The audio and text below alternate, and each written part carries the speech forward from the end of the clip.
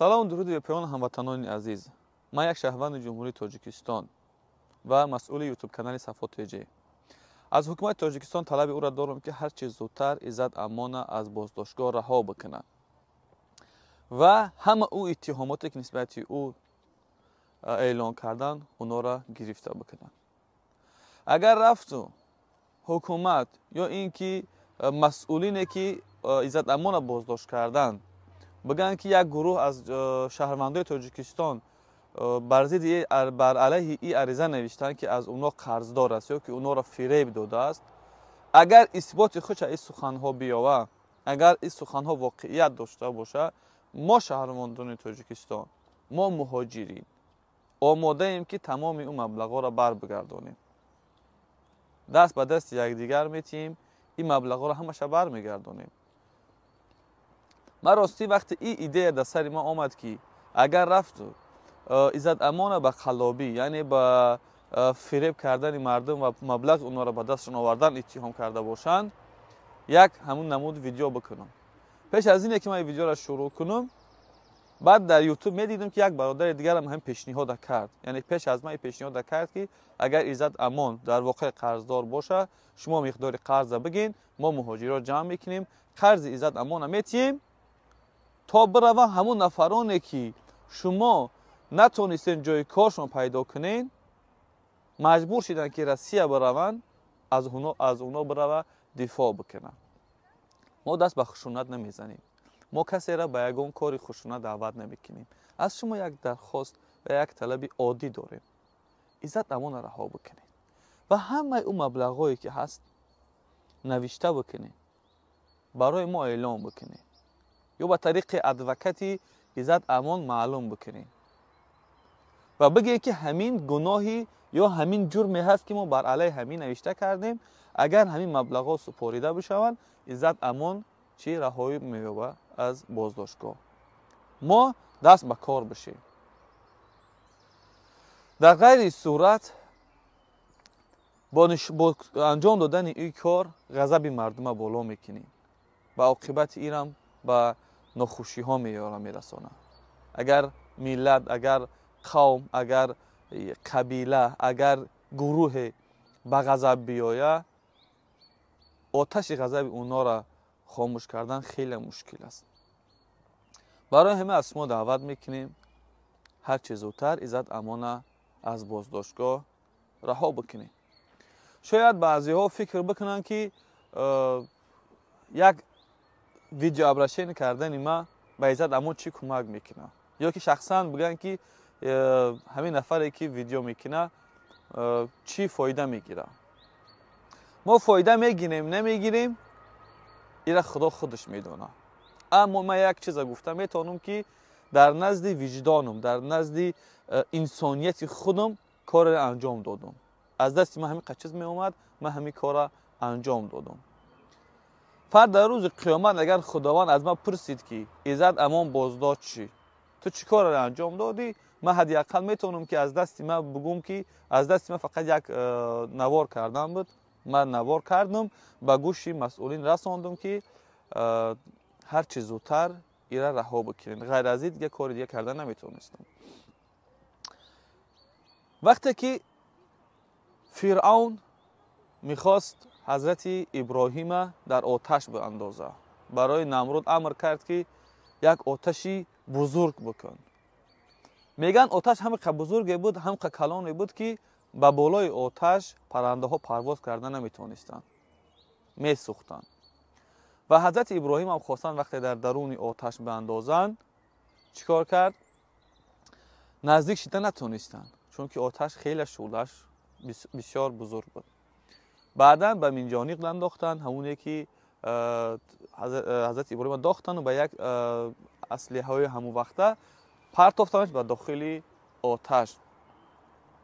و خداوند گفت که کنی برد و سلام لابراهیم، ای آتش خنک، سرد و با امن، با سلام باش برای ابراهیم، یعنی سلامت بگذار ابراهیم. در همین اتفاق می افتاد کسی هیچ کار کردن نمیتونست. همه میگفتن که ما کجا و فرعون کجا. اما از حیوان ها مورچه به دهنش آب می برد، در آتش نمرود، در آتش فرعون می پرتافت. باز می اومد، باز آب می گرفت، باز می برد، می پرتافت. حیوان های دیگه از مورچه پرسیدن که ای مورچه، تو کجا و آب دهنی تو کجا و فرعون کجا؟ و ای آب دهنت میخوای آتش نمرود و فرعون بس خاموش کنی؟ گفت که میدانم که با ای آب دهنی ما آتش نمرود و آتش فرعون خاموش نمیشود.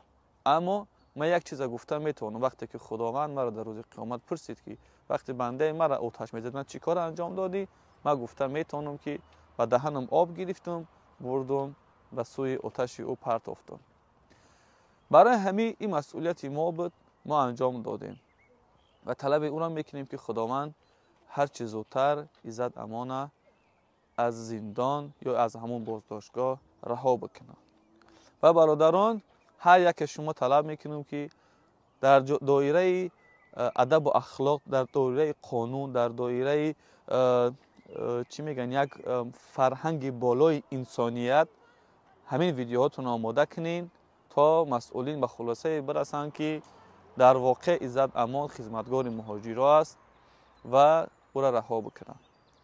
با امید آزادی اکی عزت امان، خدا یار و یاور ما و شما و حفظ و امان عزت امان در خدا می سپاریم. و در آخر گفتنیم که عزت با نبودنش با عزت است، بسیاری ها با بودنشان به عزتند. رب اشرح لي صدري ويسر لي امري واحلل عقدة من لساني يفقه قولي. درود و سلام به پایان خدمت شما بینندگان گرامی.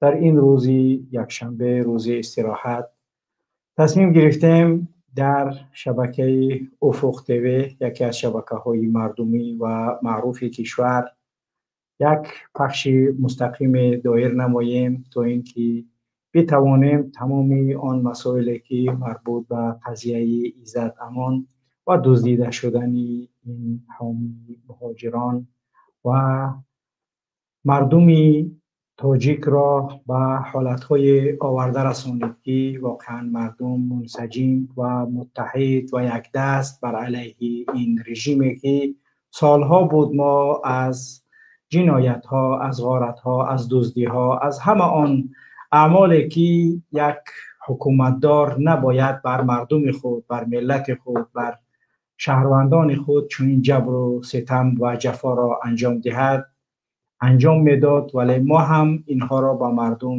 پیوسته میرسانیدیم. اما مردم در آن وقتها، در آن سالها گویم 2017 18 19 20 21 به حالتهای و ما تنها به مثل نظارگر بودند و نگاه میکردند تا اینکه رسید آن تیره که مردم انتظار نداشتند. همیشه انتظار آن بودند که یک مخالف سیاسی رحمان از بین می رود یا اینکه ها اینها را چنین میکنند و چنین میکنند، ولی رسید آن هدفی که ناپاکی خود را بر علیه یک حامی مهاجران، شخصی که در حالتهای وزنین گرفتار گشت، به کرونا ویروس مبتلا شد، بستری بیمارخانه گشت، ولی ملت خود، مردم خود، شهروندان کشور خود را در روسیه کنار نگذاشت. شب را شب نگفت، روز را روز نگفت. تلفنش 24 ساعت ایران و خدمت همین مهاجرانی که همیشه صدا میکردند اکی عزت ما در بازداشتگاهی موقتی قرار داریم، اکی عزت فلان تاجیک از فلان آشیانه پرتافته شد، اکی عزت فلان تاجیک را کارد زدن، اکی عزت فلان تاجیک مصیبتی چنین دارد، اکی عزت ما کار کردیم ولی آنی که ما را کار فرمود پول کار ما را نداد و هزارها مصیبت های دیگری که دامنگیر این مردم و این ملت در روسیه بود، آنها را عزت و دوش خود گرفت و مردانوار آنها را به انجام می رسانید، ولی اوف هم نمی گفت. تنها صدایش بلند از اعماق دلش می تپید که آنها یک مرهم برای این ملت بودند و صدای اون تنها بلند به خاطر حمایت مهاجرانی که در روسیه قرار داشتند بود. چقدر آزار و جبر و اذیت از این حکومت، این مردم توان طاقتش را دارند. شخصی که تنها و تنها برای حمایت شهروندان کشورش در روسیه کمر همت بسته بود، توسط این رژیم و این دستگاه مخوف جنایتی دزدیده شد و این دزدی که واقعا هم مردم و شهروندان کشور را با خود متحد نمود و این اتحاد و متحدی که به بار آورد آن سبب گشت که ملت تاجیک و مردم تاجیک و شهروندان تاجیکستان باز هم بیشتر آگاه گشتند که این رژیم به کسی رحم نکرد و آنچه مخالفان و آنچه ما در این همه سالها گفتیم، مردم آن همه را یقین کردند و گفتند که بله، آنچه می گفتند درست بوده است و آنچه در مورد رحمانوف و مقامات دزد و درنده و غارتگر او میگویند و میگفتند واقعا درست بوده است. الحمدلله که کارهای شایانی را عزت امان برای ملت انجام داد و ملت و مردم تاجیک هم توانستند که از او به گونه حمایت کنند. اگرچند که ما شاهد واقعه‌های گوناگون در حیات چندین ساله آخری که ما هستیم و دیده ایستادیم و دیدیم و از سر هر یک کدام ما و شما گذشت، شاهد بسیار حالتها بودیم. پیرمرد 87 ساله را زندان کردند، یعنی خردسال نبیره استاد مهدی کبیری را با بیماری سرطان دیاگنوز شمردند که نه، این باید اینجا بمیرد. خود دیگر مردم نظاره‌گر بودند. دختر شبنم را با مادرش نگذاشتند که پرواز کند، خوب دیگر مردم نظاره‌گر بودند.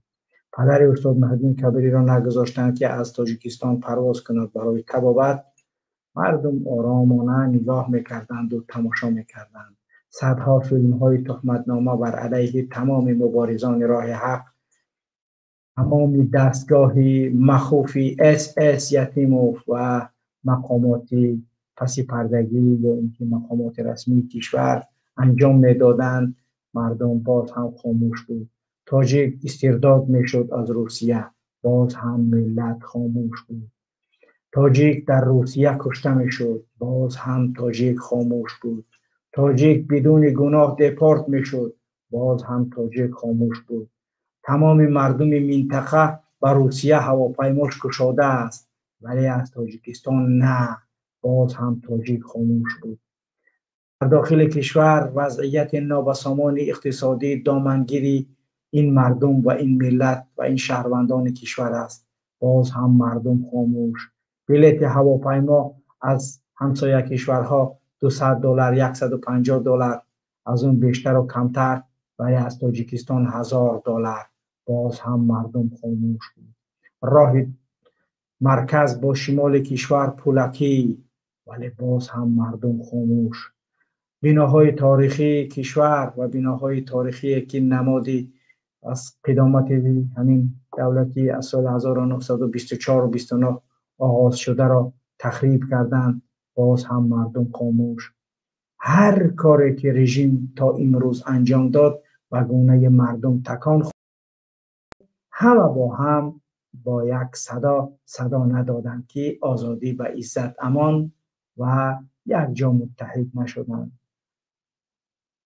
الله شاهد است که من دیگر از جواب دادن تلفن ها بسیار خسته میشم. برای چی؟ برای اینکه همیشه دردها و رنجهای از هموطنان خودمان میشنویم که همیشه میگویند اکای محمد اقبال چیکار کنیم، داملا چیکار کنیم، ما زن هستیم، ما از کراسنایارسک، ما از کراسنودار، ما از ایرکوتسک، ما از سوردلوفسک، زنها، الله قسم زنها، تنها و تنها صدای زنها و مادران تاجیکی که با ما ندایشان را میرسانند. ای کاش ما همچنین شرایط های می داشتیم که تمام آنچه به ما میرسد، هزارها نوار در مورد عزت امان برای حمایت او فرستاده شدند، برای رهایی عزت امان. تنها و تنها تمام مردم کشور، شهروندان تاجیکستان یگانه چیزی که میخواهند، ما میخواهیم که امام علی رحمانوف عزت امان ما را آزاد نماید. همسر عزت امان برآمد کرد و مردم را با سخنان خطاب خود قرار داد. مردم را با سخنان گوشانه زد که های مردم، این شوهر من نبود، این پدر تنها فرزندان من نبود، این شخصی بود که برای شما خواب شیرینش را حرام کرده بود، زندگانی آسوده را فکر نمی کرد و تنها در فکر شما بود. اما افسوس که امروز شما شعر نر اکدبرت می گفتین ولی امروز خاموشه. خواهرش برآمد و سخنان گفت که برای یک مرد جسور و یک مرد عادی ترین نماد مردی در او باشد، با شنیدن سخنان خواهر عزت امان دیگر نمیداند چگونه سرش را به مانند کپکی که از تیری صیاد میخواهد امین بماند پنهان کنند. ولی مردم تاجیک واقعا هم به مانند آن کپک هایی که می سرودند و می گفتند که ما همیشه با تو هستیم، ما تو را حمایت میکنیم، ولی بگونه شد که خوب دیگر کمی فارغ بالی. ولی الحمدلله ما اینقدر توقع نداشتیم که مردم تاجیک باز هم یعنی با این شور و ولوله میخواهند که از عزت امان حمایت کنند. خوشا به حال آن افرادی که مردانوار با چهره‌های خود و از تمام آنچه که داشتند دار و مدارشان گذشتند و طلب آزادی عزت امان را کردند. چون که برادر عبدالرحمن بود صحبت نمودند در آغاز ویدیو، واقعا هم سخنان تاثیرناکی را برای ملت و مردم و شهروندان کشور گفتند و اگر هر یک ما آن سخنانی که برادر گوش زد نمودند عمل و عملی نماییم، برای ما واقعا هم اجر و پاداش جزیل از جانب الله سبحانه و تعالی انتظار است.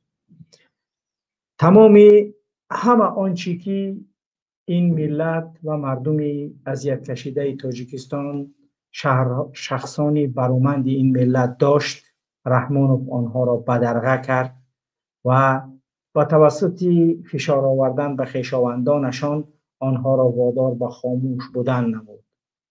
رحمانوف آنانی را که توانست و از آنها عادی‌ترین تهدیدی را برای حکومت خانوادگیش احساس میکرد، آنها را زندانی و یا آنهایی را که امکانی از بین بردنشان بود آنها را کشت و آنها را غرقه خون نمود تا اینکه قدرتی ضبط نموده و استیلای ملت تاجیک را که انجام داده است و شهروندان تاجیکستان را باز هم ادامه دهد. اما مردم تاجیکستان نباید دیگر با وعده های دروغین و همه آنچه که میگوید و تا امروز گفت و پیام داد و فرمان برآورد و فلان و بسمدان کرد، دیگر نباید ملت تاجیک و شهروندان تاجیکستان آنها را گوش دهند و آنها را یعنی باور کنند، چون که رحمانوف تا امروز یک سخن راست برای این ملت نگفته است و سخن راست نگفتنش برای تمام شما معلوم است که تا امروز هیچ بهبودی جز از عائله خودش دیگر برای این مردم نخواسته است. رحمانوف تنها و تنها میخواهد که 7 دختر خود و دامادهای بیشمار او در تاجیکستان راحت و آرام باشند، ولی مردم کنیز و غلام و فرمان برداری آنها باشند و آنها کیف و صفا کنند و آنچه دل ناپاکشان میخواهد روی این مردم آنها را عملی نمایند. ولی انشاءالله که عقل سالم این ملت غلبه میکند، ولی انشاءالله که نخبگان این ملت دارند بیدار میشوند، نخبگان این ملت از خواب گران بیدار شده ایستاده‌اند. باور کنید از داخل تاجیکستان افراد به ما زنگ میزنند که افراد برومند این ملت، آنها را در تلویزیون ها میبینید، آنها همه‌شان حمایت از عزت امان و همراهیشان را با من و تو ای مهاجر گرامی، با من و تو ای هموطن گرامی، با من و تو ای شهروند گرامی اعلان می‌دارند که ما از رحمانوف خسته شدیم، ما از این دامادهای سرخورش خسته شدیم. من گنرالم، من پلکونیکم، من فلان مقام دارم، من وزیرم، من معاون وزیرم، من رئیس یک شعبه‌ام، من رئیس یک دپارتمنتم. ما از رحمانوف خسته شدیم و میخواهیم که شما تیزتر این کار را انجام دهید. من هم این سخن‌هایی که به ما میگویند دلالت از انتها و از پایانی حکومتداری عائلوی امام علی رحمانوف درکی خوب میدهند و باید تمام مردم بدانند که عملی که شاروخ سعیدوف رئیس اوری جمهوری تاجیکستان، پسر فتح سعیدزاده، رفیق و قرین نزدیکی رستم امام علی انجام داد با دزدیدن عزت امان، این پریگوار یا اینکه خطایی که انجام داد بخشودنی و بدون اصلاح شونده است.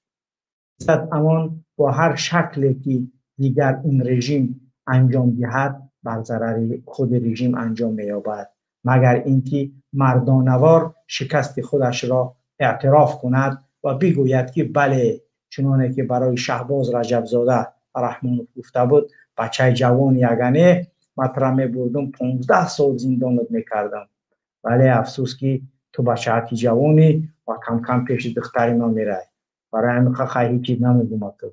انا که او برای همین شاروخ سعیدزاده هم باید همین خیلی بگه بچه جوان یگانه مطرح می‌دونستم چیکار کنم.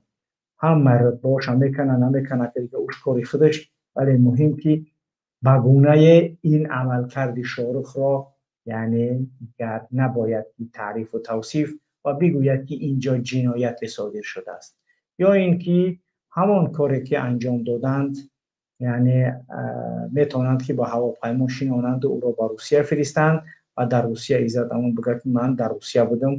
خوب دیگه خیلی میفهمیم، تمام دیگه خاموش میشه و همه و کار بمونندی قبل باز هم همون به حالت اولی برمیگردد. اگر به شرط رحمانوف فکر داشته باشد این مشورت های میتیم رحمانوف از این مأزق بین المللی بیرون برآوردن.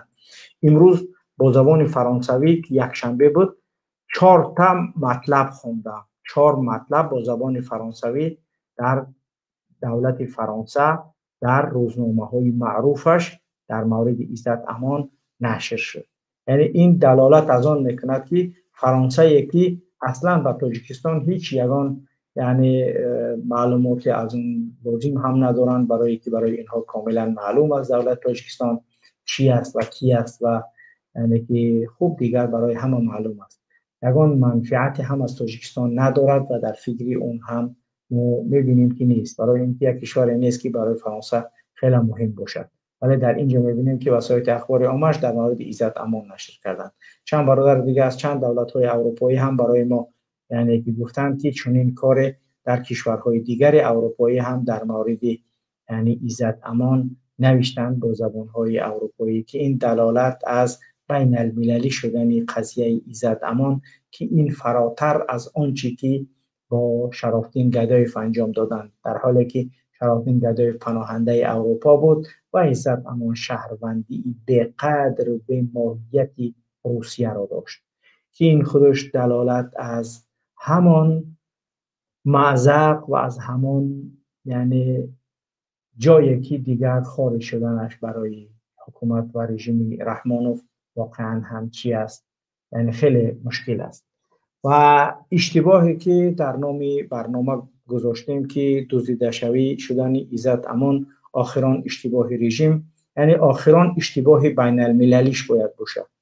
منظور از نام گذاشتن این برنامه و این نام همین است که رحمانوف باید خودش بفهمد که این اشتباه بین المللیه که در سطح خارج کرد و اون 2 کیلری که از روسیه نمیمت کرده از 3 حرفه ها، اونها هم معلوماتش به مقامات ذی دخل دولت‌های اروپا رسیدند و اون 2 نفر 3 نفر دیگر که خب با یعنی که 2 نفری که مرد روان کرده، یک نفرش تاجر و یک نفرش خوب دیگر معلوم و یک نفر زن دیگر که اونها هم شخصیت هاشون معین شدن.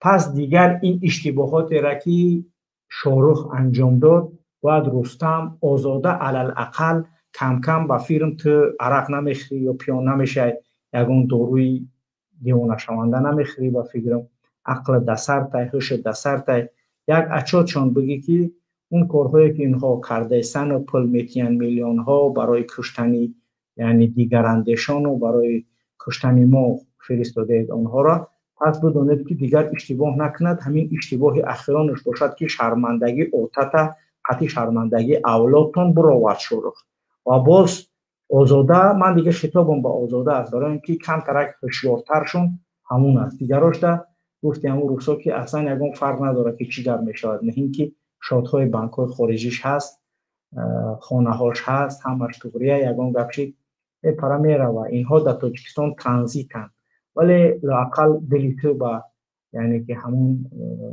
کرسیه که پدرت نشستگیه همون باید کم کم بسوزه و آب روی پدرت بسوزه که هر روز شرمنده شده ایستی و چینم داره و ایار آوردن و تاجیکستان رو تعریف کردن او برای شما رو یگان خیلی فایده نداره و گپایی که تعریف میکنن راغونش میبره و یعنی که اونها برای شما را آزاده منفعت نداره. منفعت شما اشتباه دیگر در سطح بین المللی انجام ندادن است. وقتی نوشتیم که دزدیدن عزت امان آخران اشتباه رژیم، یعنی آخران اشتباه رژیم باید در سطح خارجی باشد.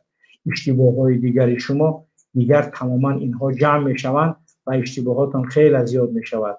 دیگر شما از اون حالتی که هستید دیگر بیرون برآمدن نمیتونید و همون خاطر حالا هم وقت است، فرصت است قبل از اینکه مقامات اروپایی اون آدمکشاتون دستگیر کنن، برای اینکه معلوماتشون کاملا به دست مقامات اروپایی رسیدن، چی در مورد اون تاجیکاش، چی در مورد اون یعنی که خوب از روسیه استخدام کردنتون. و همون خاطر دیگر اشتباه خارجی نباید بکنید. شما اشتباهات خارجی وقتی که شما انجام میدید اینها خیلی برای شما یعنی وزنین تموم میشوند و همون خاطر نباید دیگر اشتباهات انجام دهید که اون اشتباهات دیگر اصلاح نشونده باشند. حالا شما همین قضیه عزت امانه چگونه یعنی که از همین مأزق خودتان خلاص میکنید؟ کم ترک بشین فکر کنید.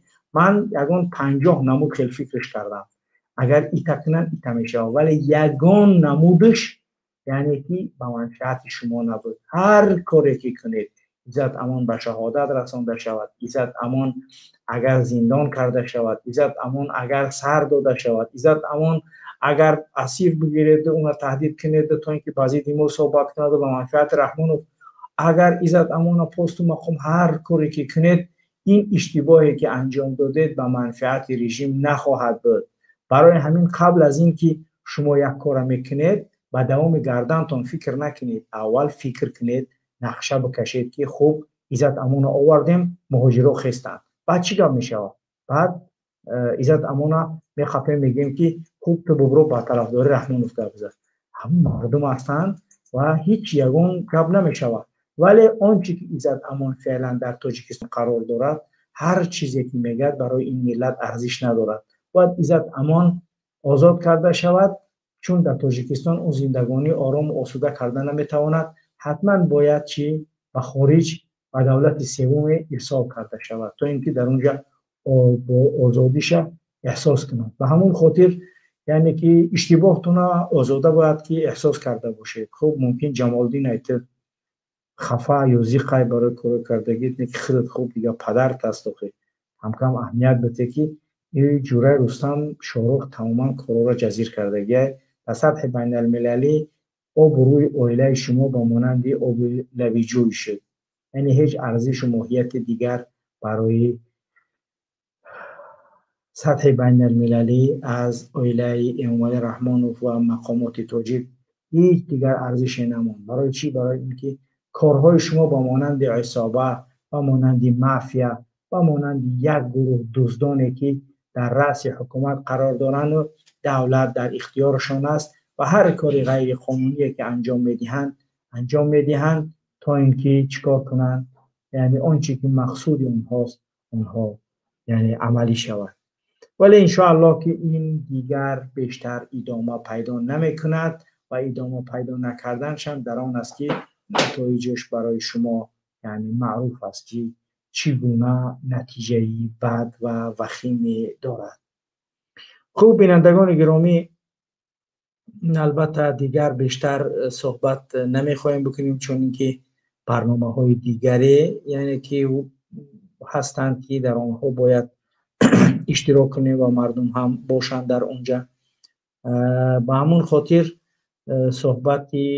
صحبت های شما را انشاءالله که انتظاریم. اگر شخصی که بخواهد با ما صحبت کند، مرحمت در هم رقم های، البته فعلا چون ما با اصلاح میتونیم، هم رقم هایی که همیشه با اصلاح صحبت میکردید زنگ میتونید بزنید و اگر خواسته باشید با چی صحبت کنید، با چی دارم این استریم است چی است همون یعنی که صحبت کنید، حتما وارد همون سلکه شید تا اینکه توانید با توسط همون سلکه وارد شوید و صحبت کنید. ولی خواهش از شما که نامهاتون نامهای انسانی مونه، برزگا و تپک، یعنی ترشتون نمونه که من خطاب کردم برادر تپک بگذار، یک چیزی یعنی بد است. نام تا عبدالله های عبدالرحمن محمود های یک چیز بمونید. یعنی رقم های تماس البته در نزد اکرانی شما نمودار است که می توانید با وایب، با واتساپ و تلگرام با ما تماس بگیرید تا اینکه توانیم زنگ های شما را قبول نماییم و در مورد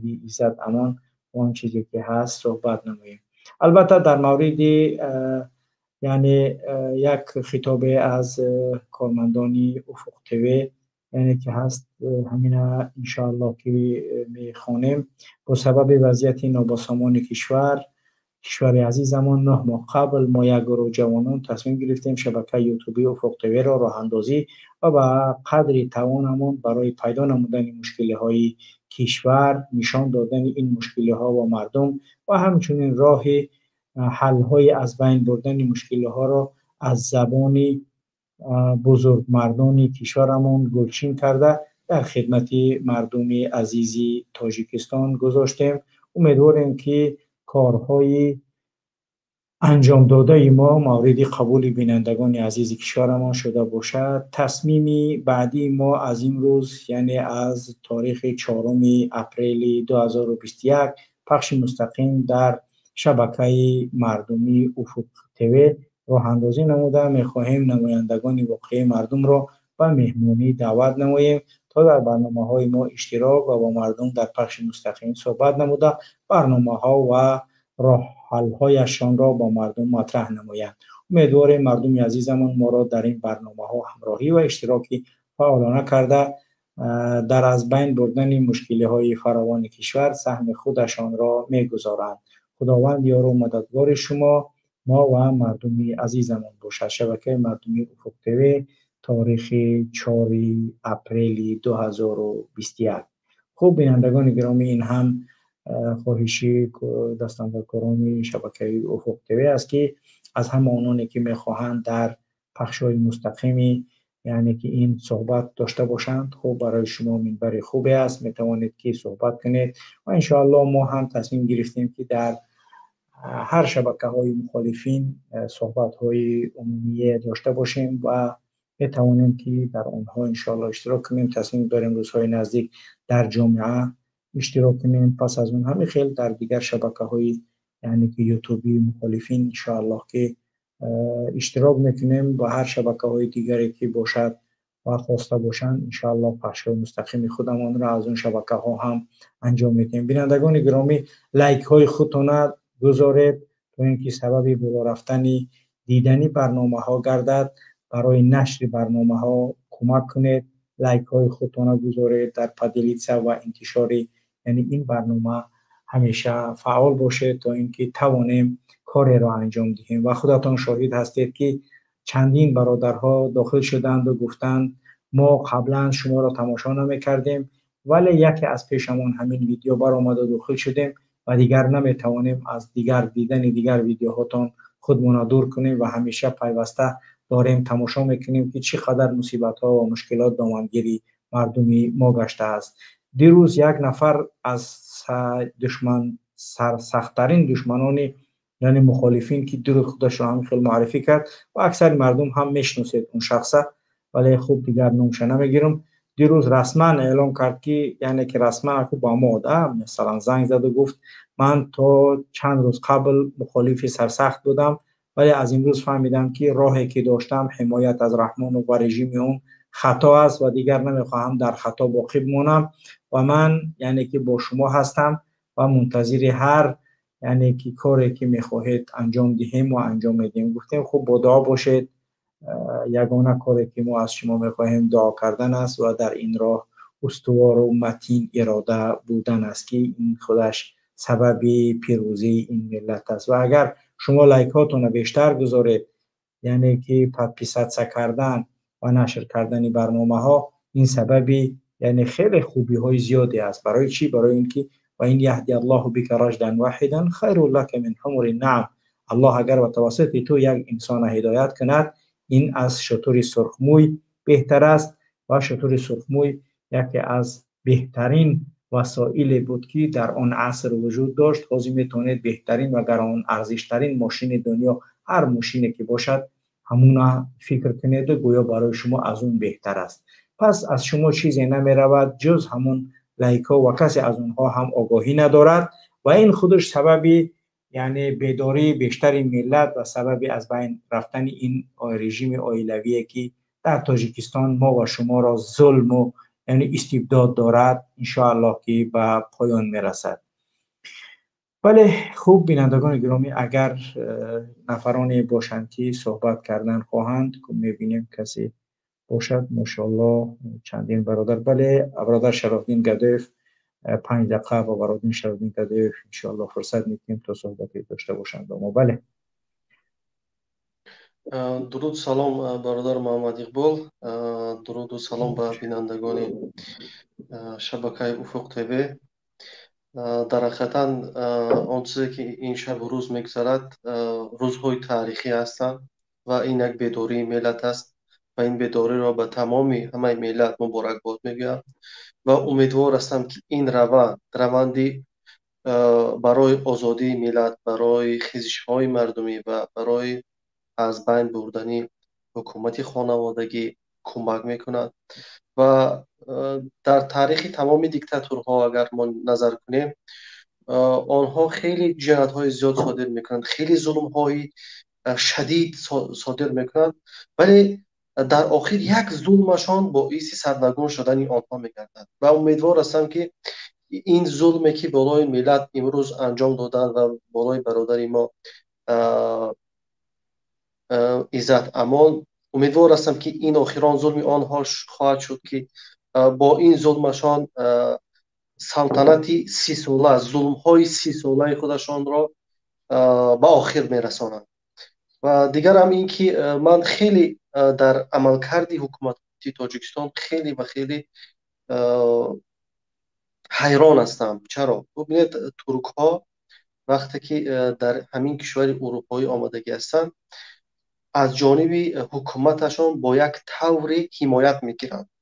یعنی آن دیاسپوراهایی که در از ترک ها هستند یا از ارمن ها هستند یا از دیگر کشورها هستند، آنها با یک طوری پنهانی از حکومتشان کمک میگیرند و پشتیبانی میگیرند که تا اینکه نام ملتشان را، نام دولتشان را، منفعت های دولتشان را در این یا آن کشور حمایت کنند. بعضی عمل‌های هستند که سفارت ها نمیتوانند این کارها را انجام دهند، اما دیاسپورها و آن تشکیلات هایی که در آن کشور هستند نمایندگی از این ملت میکنند، آنها همیشه یک فونکسیون های بیشتر و زیادتر دارند که آنها دستشان باز از سفارت ها درازتر می شود و سفارت کارهای دیپلماتی و کارهای خودش را انجام میدهد، ولی دیاسپورها باز کارهای خودشان را انجام میدهند برای تقویت بخشیدن فرهنگ و تمدن و بلند برداشتن نام ملتشان در بین دیگر ملت ها چیکار میکنند؟ اینها تلاش میکنند. اما این سرکوبگرایی و این سرکوبگرایی بالای ملت را من هیچ عقلم نمیگیرد که یک حکومت با جایی بیاید در پهلوی عزت امان، در پهلوی دیگران بیستد، خودشان شروع میکنند به سرکوب کردن همین دیاسپوراها. ببینید اگر ما ما اهمیتیم در بسیاری از شهروندان ما از همدیگر میگریزند، میگویند که این برادر کارهای فعالیت سیاسی دارد یا حکومت را تنقید میکند، میگریزند. یعنی تاجیک گریزی در بین ما این دیده میشود. در روسیه این مخصوصا بچه ها خودشان از تاجیکو کوشش میکنند دورتر ایستند، کوشش میکنند که به محله ها به منطقه ها جدا شوند. این همه جدا کردن ها تاجیک امروز اتفاق نیست و سرکوب میشود، این همه سرچشمه میگیرد از نظام رحمانوف. اگر نظام رحمانوف رود، من باور دارم که تاجیکان یک اتحاد میشوند، اتفاق میشوند و هیچگاه نمیگذارند که یک ملت دیگر بالای اینها طعنه زند، آنها را کیانه زند و به مثل جمشید و روشن و دیگر نام برد. و این همه بدبختی هایی که امروز آمدگی از بالای ملت تاجیک، این همه سرکوب کردن رحمانوف است به خاطر نگاه داشتن وظیفه و قدرت. ما باید در این جا اول اینکه عزت رو، برادر عزت رو تنها نمونیم، چون وقتی که ما کرامت رو تنها گذاشتیم، آنها به تاجیکستان روان کردن. این کاری دستی تاجیکستان بود، نه کاری روسیه بود. این مخصوصا فرمان سفارش رحمانوف بود. وقتی به تاجیکستان آوردن، این رو زهرآلود کردن و با بیماری دل گرفتار شد و با همین بیماری با زهر در نتیجه زهرآلود کردن از دنیا گذشت. یعنی هر یک فرزند ملت، هر یک انسان هایی که مثال دلشان بر این وطن میسوزد و در اطرافشان میخواهند مردم رو جمع کنند که این مردم رو صاحبی کنند، رحمانوف این رو نمیخواهند. چون هر وقتی که مردم در یک جا جمع شوند، حتی ببینید همین مسجد ها رو بستن به خاطر چی؟ در مسجد مردم جمع می شوند. وقتی مردم جمع شد، یک سلام علیک میکند، با هم دیگر نزدیک می شود، محبت پیدا میکند، صمیمیت به هم دیگر پیدا میکند و این برای رحمانوف یک خطر است. وقتی که مردم در یک جا نان میکند، میرود دیگه آنها رو خبر میگیرد، آنها رو نمیگذارد مردم جمع شوند، یک خیر است، یک کار نیک رو انجام دهند. اما این به خاطر چی است؟ به خاطر رحمانوف ترس دارد، ترس از آن دارد که همین مردم چقدر باید از همدیگر گریزند، تنها باشند. مردم هیچ وقت اتحاد و اتفاق، مزه اتحاد و اتفاق بودن رو نچشند، که آنها اگر که مردم اتفاق باشد، این قوه بزرگ است. در اطراف رحمانوف امروز کسی نیستند. اگر ما نگاه کنیم، چیزی که شما هم قید کردید که در اطراف رحمانوف هم بسیاری ها الکه فهمیده ایستادن که این حکومت با ظلم دارد بالای مردم میکند و این حکومت دیگر نمیتواند پایدار بماند و باقی بماند در سر حکومت. به همین خاطر حالا بسیاری مردم، بسیاری از همون کارمندان مقامات حفظ حقوق و دیگران آهسته آهسته دارن خودشون رو دور میگیرن از رحمان، به خاطری که میدونن حکومت رحمان به پایان رسیده ایستاده است. و اینجا دیگر مردم باید یک کمی از خود جسارت نشان بدهند. من فکر میکنم که پایان ظلم رحمان و پایان حکومت دیکتاتوری رحمانوف به پایان میرسد. و دیگر چیزی که امروز مردم ما باید که انجام دهند، این تلاش کنند، ثبت ویدیوها کنند. برادرانی که هنرمند هستند، هنرپیشه هستند، سراینده هستند، از طریق آن فکر خودشون رو بیان کنند. مردمی که در داخل تاجیکستان هست، چیزی که من امروز دیده ایستادم که از داخل تاجیکستان مردمان معروف تاجیک امروز برآمده صدا بلند میکنند، سراینده ها از این پشتیبانی از عزت امان کرده ایستادند. و من خواهش میکنم دیگرها نیز در این کار خیر بپیوندند، برای آزادی خودشان، برای آزادی ملت و تمام مهاجران هم تلاش کنند، نترسند، اتحاد شوند، اتفاق شوند. به منفعت همه است. وقتی که امین رحمان فصل قدرت رفت، مطمئن باشید که شما دیگر برای راه پول نمیسپارید، شما دیگر برای چیپته هواپیمایی از همسایه کشور ما 200-300 دلار زیادتر نمیتید. مطمئن باشید که نرخ هواپیما از اون چیزی که امروز میگیرید چندین مرتبه ارزانتر میشود. غیر از این، همون مواد غذایی که امروز در تاجیکستان نرخش از اروپا کرده قیمتتر است، همین مواد غذایی چند مراتب ارزان میشود، به خاطر مونوپولی از بین میرود. و دیگر شما آزاد هستید، فکرهای نو میآید، شما تجارت میکنید، آدم تجارت میکنه، جای کاری پیدا میشود. وقتی که حکومت دموکراتی به سر قدرت آمد، یک حکومت مردم سالاری آمد، یک حکومت قانونمند سر کشور آمد، یعنی در این کشور سرمایه گذاری زیاد می شود، مردم میآید زواد و فابریکه می سازد، مردم میآید کارخانه می سازد و شما رفته در این کارخانه کارگاه ها کار میکنید، درآمد میکنید، زندگیتون بهتر می شود. اگر رحمانوف باشد کسی به این حکومت باور نمیکند، کسی از سرمایه گذار نمیخواهد بیاید چند روز سرمایه گذاری کند، بعد از درآمد به دست آوردن این درآمد یک دختر رحمانوف بیاد که ساختید، خوب کردید، حالا به من تید، یا اگر به من نمیتید کنجی زندانتون میکنم. یعنی هیچ سرمایه گذار به این حالت آینده خودش رو نمیخواهد ببیند، چون وقتی که یک آدم میخواهد سرمایه گذاری کند در تاجیکستان میبیند تجربه تلخی دختر و داماد و فرزندان رحمانوف رو به چی کارها مشغول هستند، به چی دزدی ها، طلب و تاراج کردن تاجرها مشغول هستند، هیچگاه نمیاد. به این خاطر در تاجیکستان جای کاری نیست، مردم معاش خوب ندارد، مردم زندگی خوب ندارد، مردم نفقه خوب ندارد، مردم مکتب خوب ندارد، بیمارخانه خوب ندارد. یعنی اینها همش از چی سرچشمه میگن؟ از حکومت دیکتاتوری، از حکومت بی‌قانونی. یعنی یک حکومت، ما در شکل یک حکومت داریم ولی در دست یک گروه جنایی هستند که آنها به طور همون قانون قاعده های خانواده و قانون قاعده های جنگل عمل میکنند.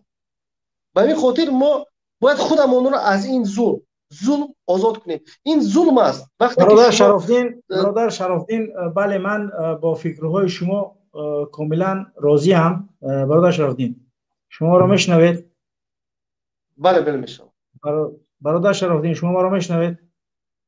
بله میشنوم. در مورد بله این همه آنچه که شما گفتید همیشه واقعا هم یک چیزی واقعی است که الله سبحانه و تعالی در قرآن میگه فذکر فإن الذکری تنفع المؤمنین، همیشه بیاد آوردن در کار است، تا اینکه مردم رو گفتن در کار است که بله این مردم اگر خواسته باشید راهت به پل شود، چون خودت گفتی باید رحمان و پرود، اگر خواسته باشی بچت در عسکری عذاب نبیند باید رحمان و پرود، اگر خواسته باشی یعنی که زندگانی خوب داشته باشی باید رحمان، هر چیزی که میخواهی پس از رفتن رحمان است.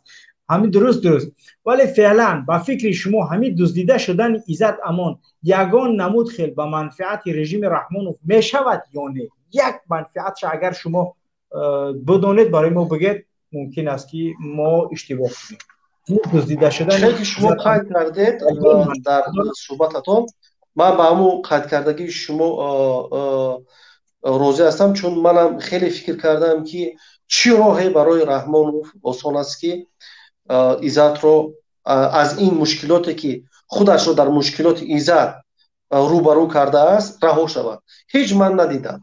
همه راهی که رحمانوف رود این به ضرر رحمانوف میشه، چون در واقع یک جنایت شرمنده‌واری صادر کردند که دیگر برآمدنش برای رحمانوف این ضررآور است. به هر طرفی که رحمانوف براید ضرر می‌آورد.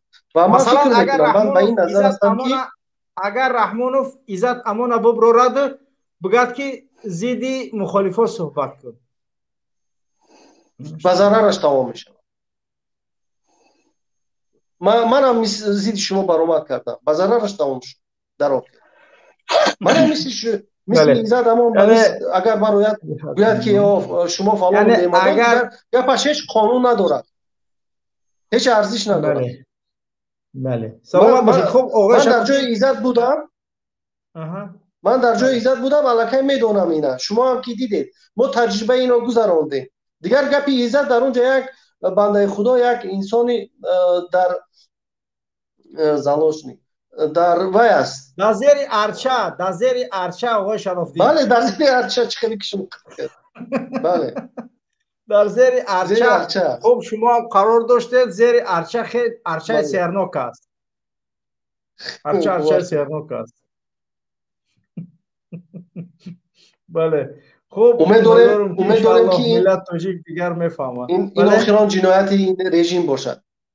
انشاءالله این آخرین جنایت رژیم است. اگر چنده همیشه ما میخواستیم که ای الله اگر رژیم رحمان قبل از نهایتش با مرگ ما انجام باشد، پس ما را الله در این راه شهید کند تا اینکه دیگر مردم تاجیک آزار و اذیت نبینند. ولی خوب دیگر خدا کند که این آخرین رژیم جنایت رژیم باشد و اگر آخرانش هم نباشد دیگر آزاده باید برای خوب دیگر پدرش یا اینکه همونها بفهماند که دیگر در خارج این جنایت ها را نکنید که به ضرر کامل عائله تمام می شود. گفتی همون تاجیکیش بگیریم قور عائله را به دستای شورخ کنده. خب بله برادر که ما وارد شده است صحبت با شما برادر شاهدین باشید تا اینکه صحبت برادر را بشنویم بعد ممکن دخالت کنید. بله برادر. السلام علیکم و رحمت الله و و علیکم برکاته. السلام و رحمت الله و برکاته. استاد محمد اقبال و کای شرف الدین.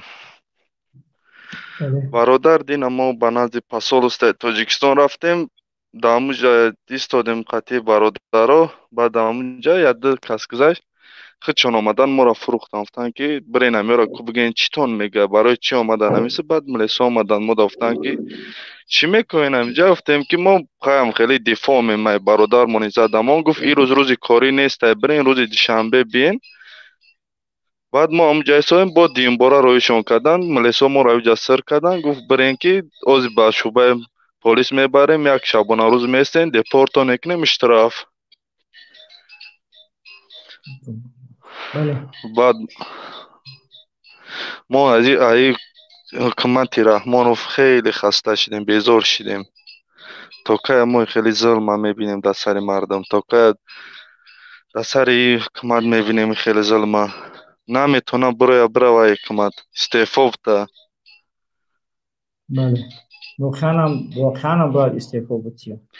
خوب امیدوارم که انشاءالله که بیش از 100 نفر اونانی که در دیروز روز جمعه یعنی که در بازداشتگاه ها بودن آزاد شدن و این هم انشاءالله که خیلی خبر خوبی است که برادران ما و شما آزاد شدن.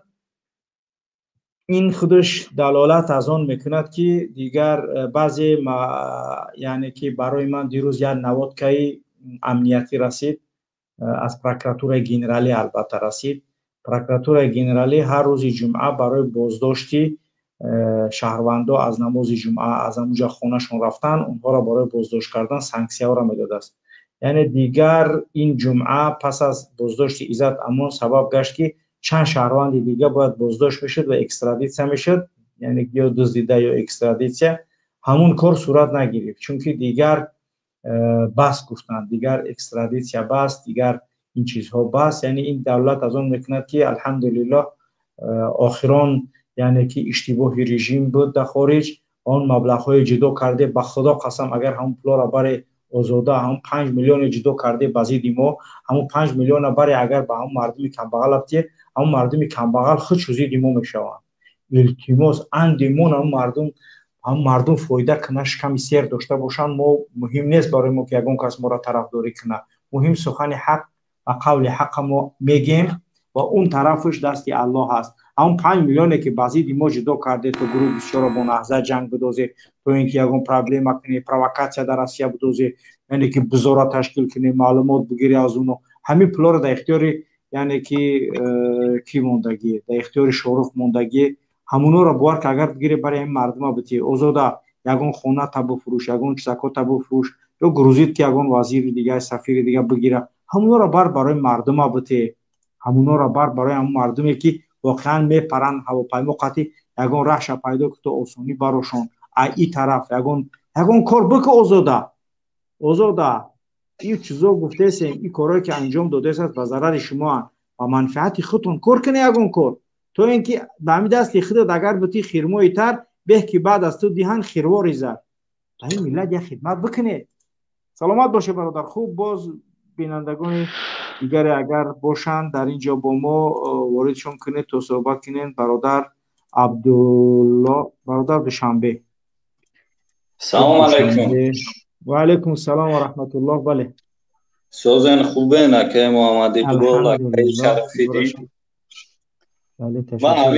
ما همیش در حیرانم که حکومت ما همی کارگر حکومتم خدمامو چیرش در دوره میخواه که پریوارات شوم این مردک قدر تپیدیان سرش باند نمیتن.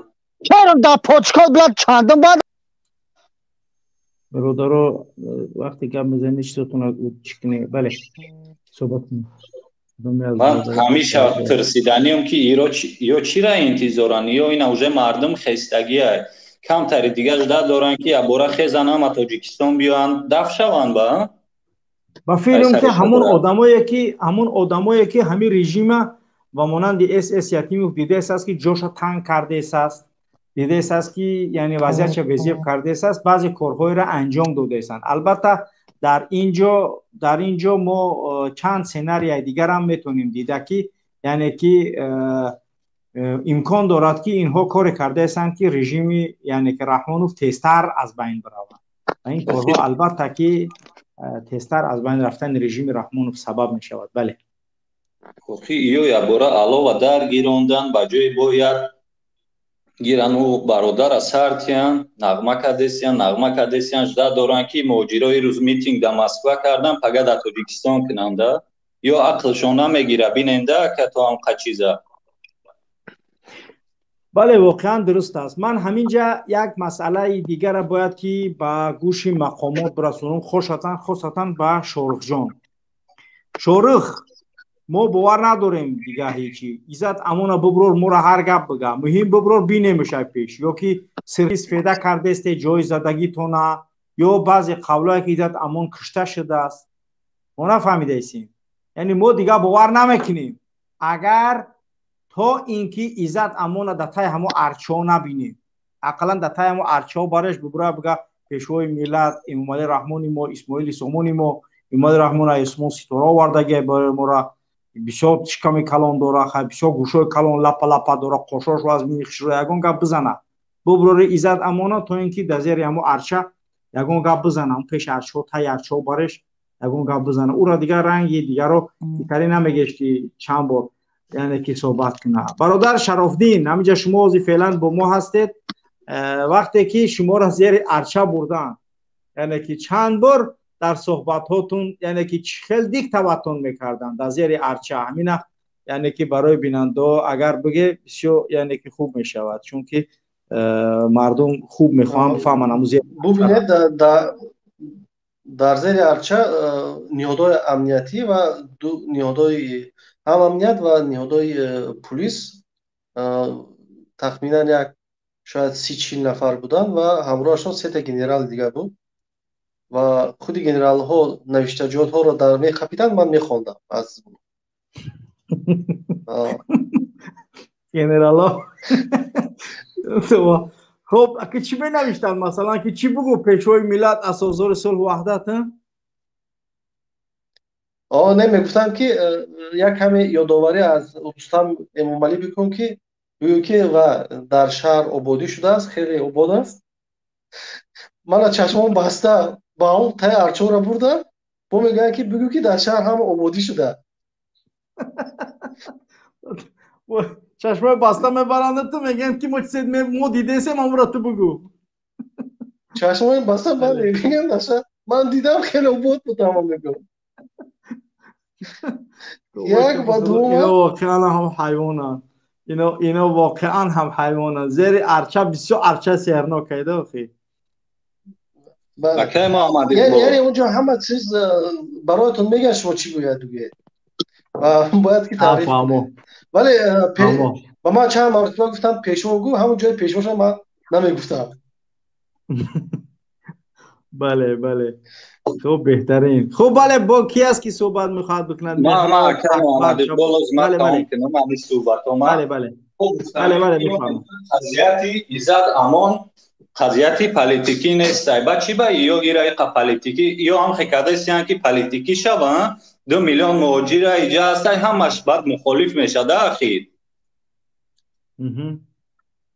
یا زیما میگن که این پالیتیکی نکنید اخی پالیتیکی نباشه چی با او را بردیم به نام و نشان نه ادوکات داره آدم نه یا جواب میتید نه یا میپروید همیشه کم تر میکرده روشن برای رژیم رحمانوف برادر گرامی هر کسی که اون عادی ترین 5 نفر اون بشناسد اون خطر است رحمانوف بارها برای شما من اعلام کردم که ما الله شاهد است افراد میدانم در یعنی که کارمندا علمی هستند، کارمندا علمی که در چی کار میکنند، یعنی در وضع اکادمی علم ها، دانشگاه ها، همین ها حتی از نام بلندی اونها میترسند برای اینکه اونها آینده یک ادعای کرسی ریاست جمهوری یا اینکه نماینده مردمی شدن نکنند و یعنی که برق و اداره برق و اداره گاز وقت نبوده که برق بود،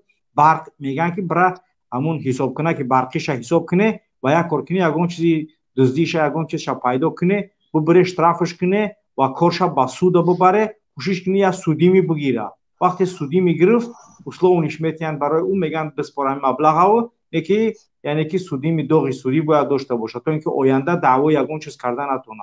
این رحمانوف بگم که از یک نفر که 5 نفر او را بشناسش برای رحمانوف خطر است. آخی اکا ایجا از یا با حمید پوتین هستن این رسی همی یک سال موندگی نیم سال دیگه موندگی اکا پوتین کی رفت با چی میشوه یا از این قمانی من میکنه پوتین رفتنی نیست میدونم من. پوتین دولت ما برنامه داشتیم، برنامه سابق مون در اصلاح تماشا کنیم میفهمیم پوتین دولتش و مانندی پارلمانی میکنه، رنگ کانسلر گرمانیا رئیس پارلمان میشه و دولت در دست پارلمان میتیه، پرزیدنت که فونکسیاش پاس میکنه با همون خودش دولت اداره میکنه، یعنی که او خودش وقتی که همون کار را انجام میتیه پس دیکتاتوری که کار دیگر را انجام میتیه پس برای اون خدا را میتیه.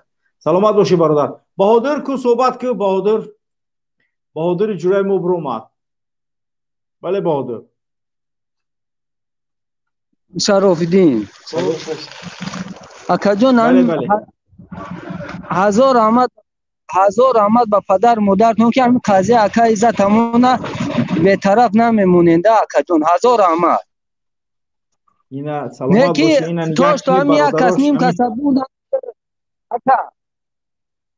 اکا جان پیش گفت تو همه بخشین همه یک کس دو کسب بودن با 5000 10,000 ترسونده سن کشتای مهاجرات دیگه میتینگ نمیکنن ما با 10 بارو 100 بارو دیگه میکنیم. من یکی باید امومایی را ما خودش مردان نبود همین گفته ما اوری که باید برا نه برا یکو ایشالا او را یک کرتا چکم ریش دوره ما هنی بمبرین یکو کس باید او را کرتا چکم چونه فقط رقص بازی کنه تو میگوی همون گپی آیت الله گیلایفه کردنی اختم همون گپی آیت الله گیلایفه کردنی هوا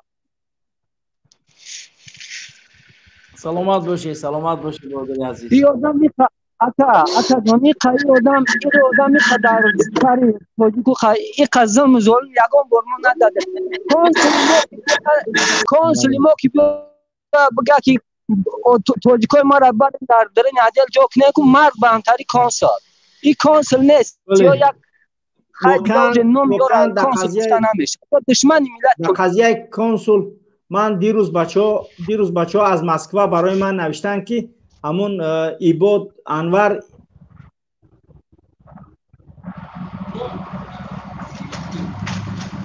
انور ایبادزاده کنسول همون برادری که پیشش رفته است برای ریشش در آورده است در پدوال زد استش و با یعنی که شوروخ صحبت کرده است گفته است که یا آدم های همینطوری حتما که باید ایره ما همون چیزی یعنی که تروریستی بزنیم یعنی که ایجا باید استردادش کنیم براوه آره همین قضیه را که باید ببینی در حال شوروخ ایجا فرمانش برو آورده است در کافتکو داخلش کرده است یعنی که همه دلش در همین 6 سکوند آدم میگیرن یا آدم سالم تروریست اکستریمیست کرده یعنی که گفتی گپا میگیرن رویش میکنن. یعنی این قضیه کنسول ما کنسول ما را میدونه که خسر بچه دلشاد بچه امکی مراد تلخ گفتی گپا همه کاری که میخواد در مسکو انجام داده است. سلامت باشه بادر جان سلامت باشه. خب برادرها دیگه باشن مرحمت. سلام علیکم آقای معلق و علیکم السلام و رحمت الله. بله خدا نگهبانت باشه. من همین در مدت 1-2 سال همین خطه تماشا میکنم اکا همین یکم بار در افیر خودت یکم بار برآمدم در قضیه برادر عزت همون گفتنی هستم که این عزت همون бисёр муҳоҷиротро ёрдам карданд ки ба тарафи худшон бисёр муҳоҷирот тарафдораш буд. аз рӯи ҳамин ҳукуматиҳо акаи замона ба худшон хатарнок ҳис карданд ки муҳоҷиро ҳама. лекин раҳмат ба ин бародарое ки ҳамин акаи иззат дастгирӣ карданд, рафтанд, мо ҳам рафтем. мо мошин қатибидем натонистем гузашта устод. мегӯям ки ҳамин иншоаллоҳ ҳама ҷонбезор шудагиай. ман худам ӯзбекзабонумо ӯзбекзабони ҳамин тоҷикистонум ака. ин хука забони ман хуб намерава ва тоҷики. 100% гап задестай, 100% гап задестай. Худет мо бародарои ӯзбек забони зиёд дорем ки мошоаллоҳ шаҳрвандои Тоҷикистонанд. Дар шаҳрванди Тоҷикистон ягон фарқият надора ки ӯ ӯзбек забона ё тоҷик аст, ҳеҷ фарқ надора. Мо як ватан дорем. Мардуми ӯзбеку тоҷик ба монанди гӯшт астағунанд, ба монанди нохуну гӯштанд. Якдигар ҷудо наметавонанд карда тоҷики қати ӯзбек. Дигар минтақаҳои мардум ҳам метавонем дида ки аз якдигар ҷудо мешавад. Фақат фарқият байни мардуми ӯзбеку тоҷик ҳамин забон аст ки фарҳанг, маданият, мазҳаб, дин, яъне ки тамоми он чизе ки дорем ба мо якдигар пайваст ҳастем. яъне ин чиз аслан аз мо нест ки мо яъне ки бояд як фикре дошта бошад ки мардуми ӯзбек бародари ӯзбеки бовар ки дорем ки алҳамдулиллоҳ беҳтарин муборизоанд барои ин ватан. ҳамеша коршон мехоҳанд, заҳмат бикашанд, як хидмате кунанд. худованд аз шумо розӣ боша бародар. мо ҳеҷ вақт дар ин масъалаҳо бародарои ӯзбекзабонмон ҳама вақт аз худмон ягон ҷудо накардем. ҳар шаҳрванди Тоҷикистон барои мо азиз аст. дасти ҳар як кадоми шуморо мо мефишурем.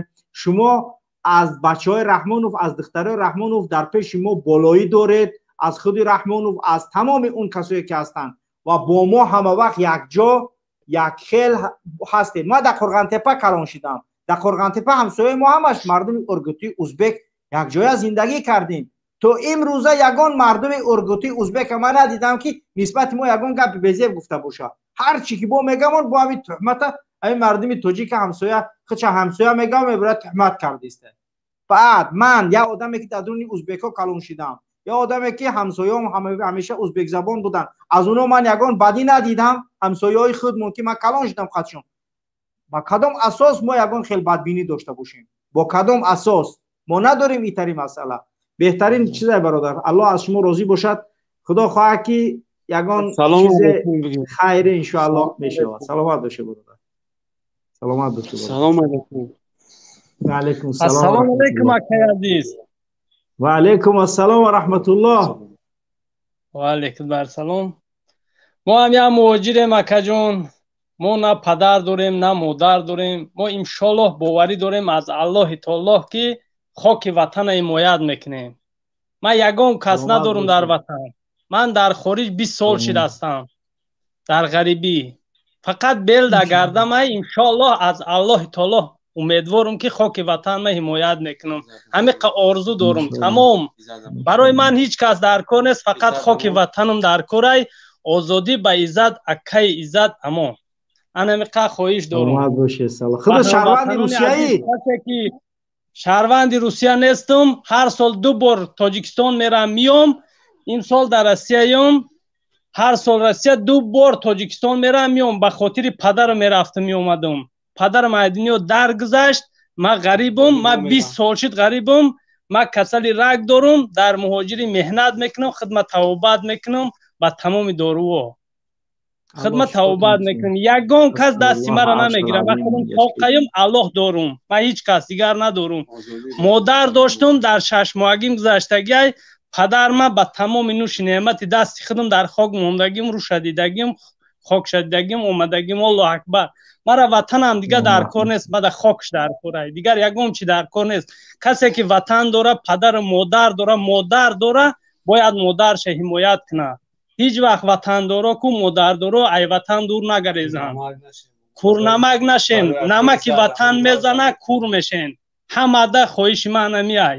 ман ҳеҷ кас чи наметарсем мо ҳама каса якҷояем мо дар як квартира хоҳем валлоҳи қасам инамирӯз қарз мекунем 200 рубл 300 рубл батон мехарем инҷа ховем 5 моҳ шид ховем бародар 5 моҳ шид ховем чӣ коре боша дар ватан иншоаллоҳ барои ӯ ман صادقانه خدمت میکنم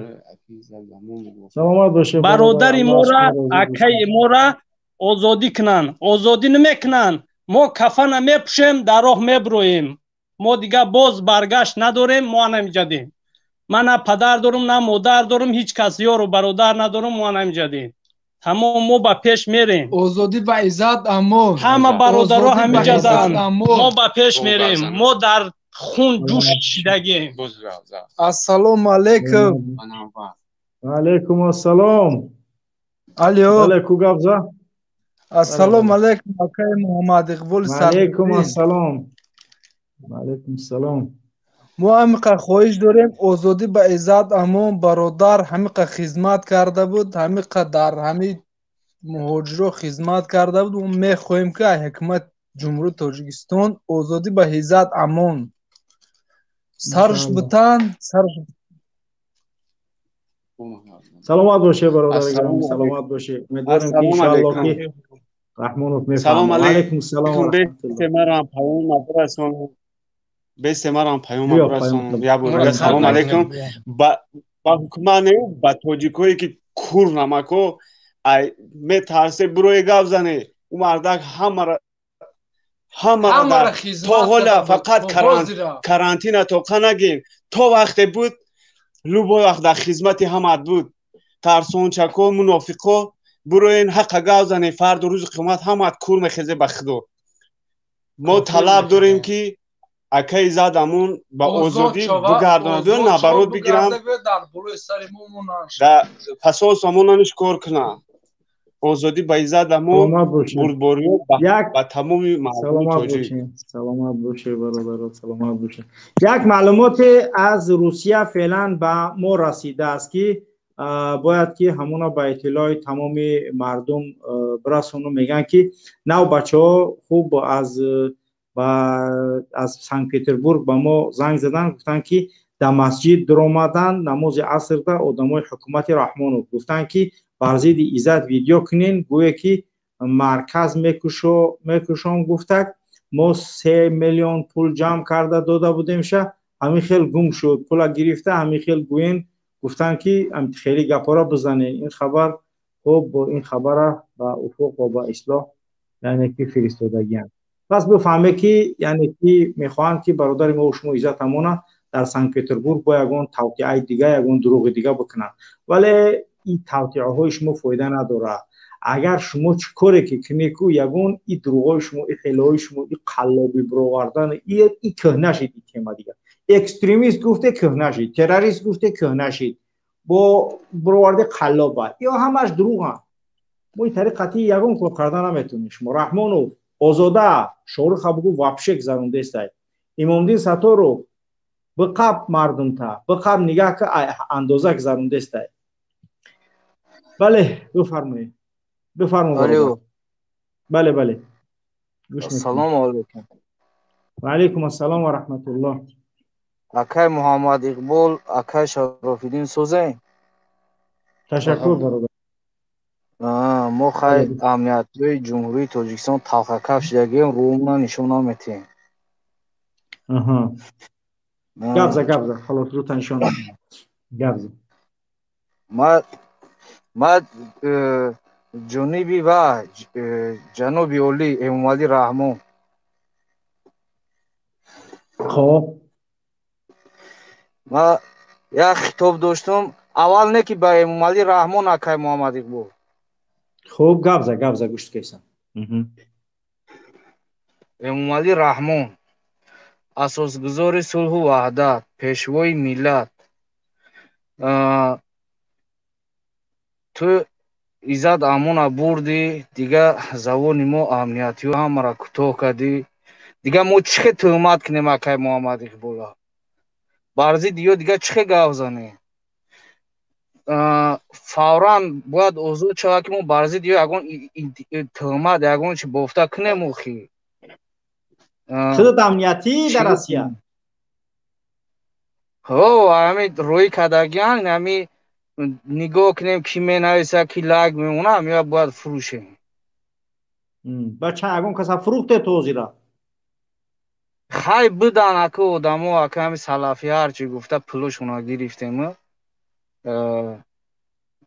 ҳӯйшо додем да не ки виҷдон намонда виҷдон саломат бошем иншоаллоҳ ки кумитаи амният рӯз ба рӯз ба мардум пайвастаистанд саломат боше бародари гиромӣ хуб як даqiqa бар зидди шумо гап занам ака ягон арча шиноде ягон дарахт шиноде ягон дарахт шиноде дарахтора худо хоҳад дарахтора мардум ай тани мо шинондаистанд бар дарахтора ай тани мо шинондаистанд не ки ман тоҷикистонам бурам дарахт намешинонам боре ки ман деҳқон нестам ман наметавонам дарахт шинонда ман ранги раҳмону қолаи ҳамакора нестам у дарахтора дам тай арча бисёр ҷои зурайда не ки бояд наворига кан дар кора саломат боше бародар саломат боше ҳамқа гап мо ёд додагиан ки ягон дарахт пирсена ин ҳамқа чи ине ки и эмомалӣ сар тамехири паданалати хуб сар тамехири те ҳаром и акай муҳаммад иқбол ҳамавақт ба пеш иншоллоҳ валлоҳи мегӯм амниятиё ҳамаш не ҳами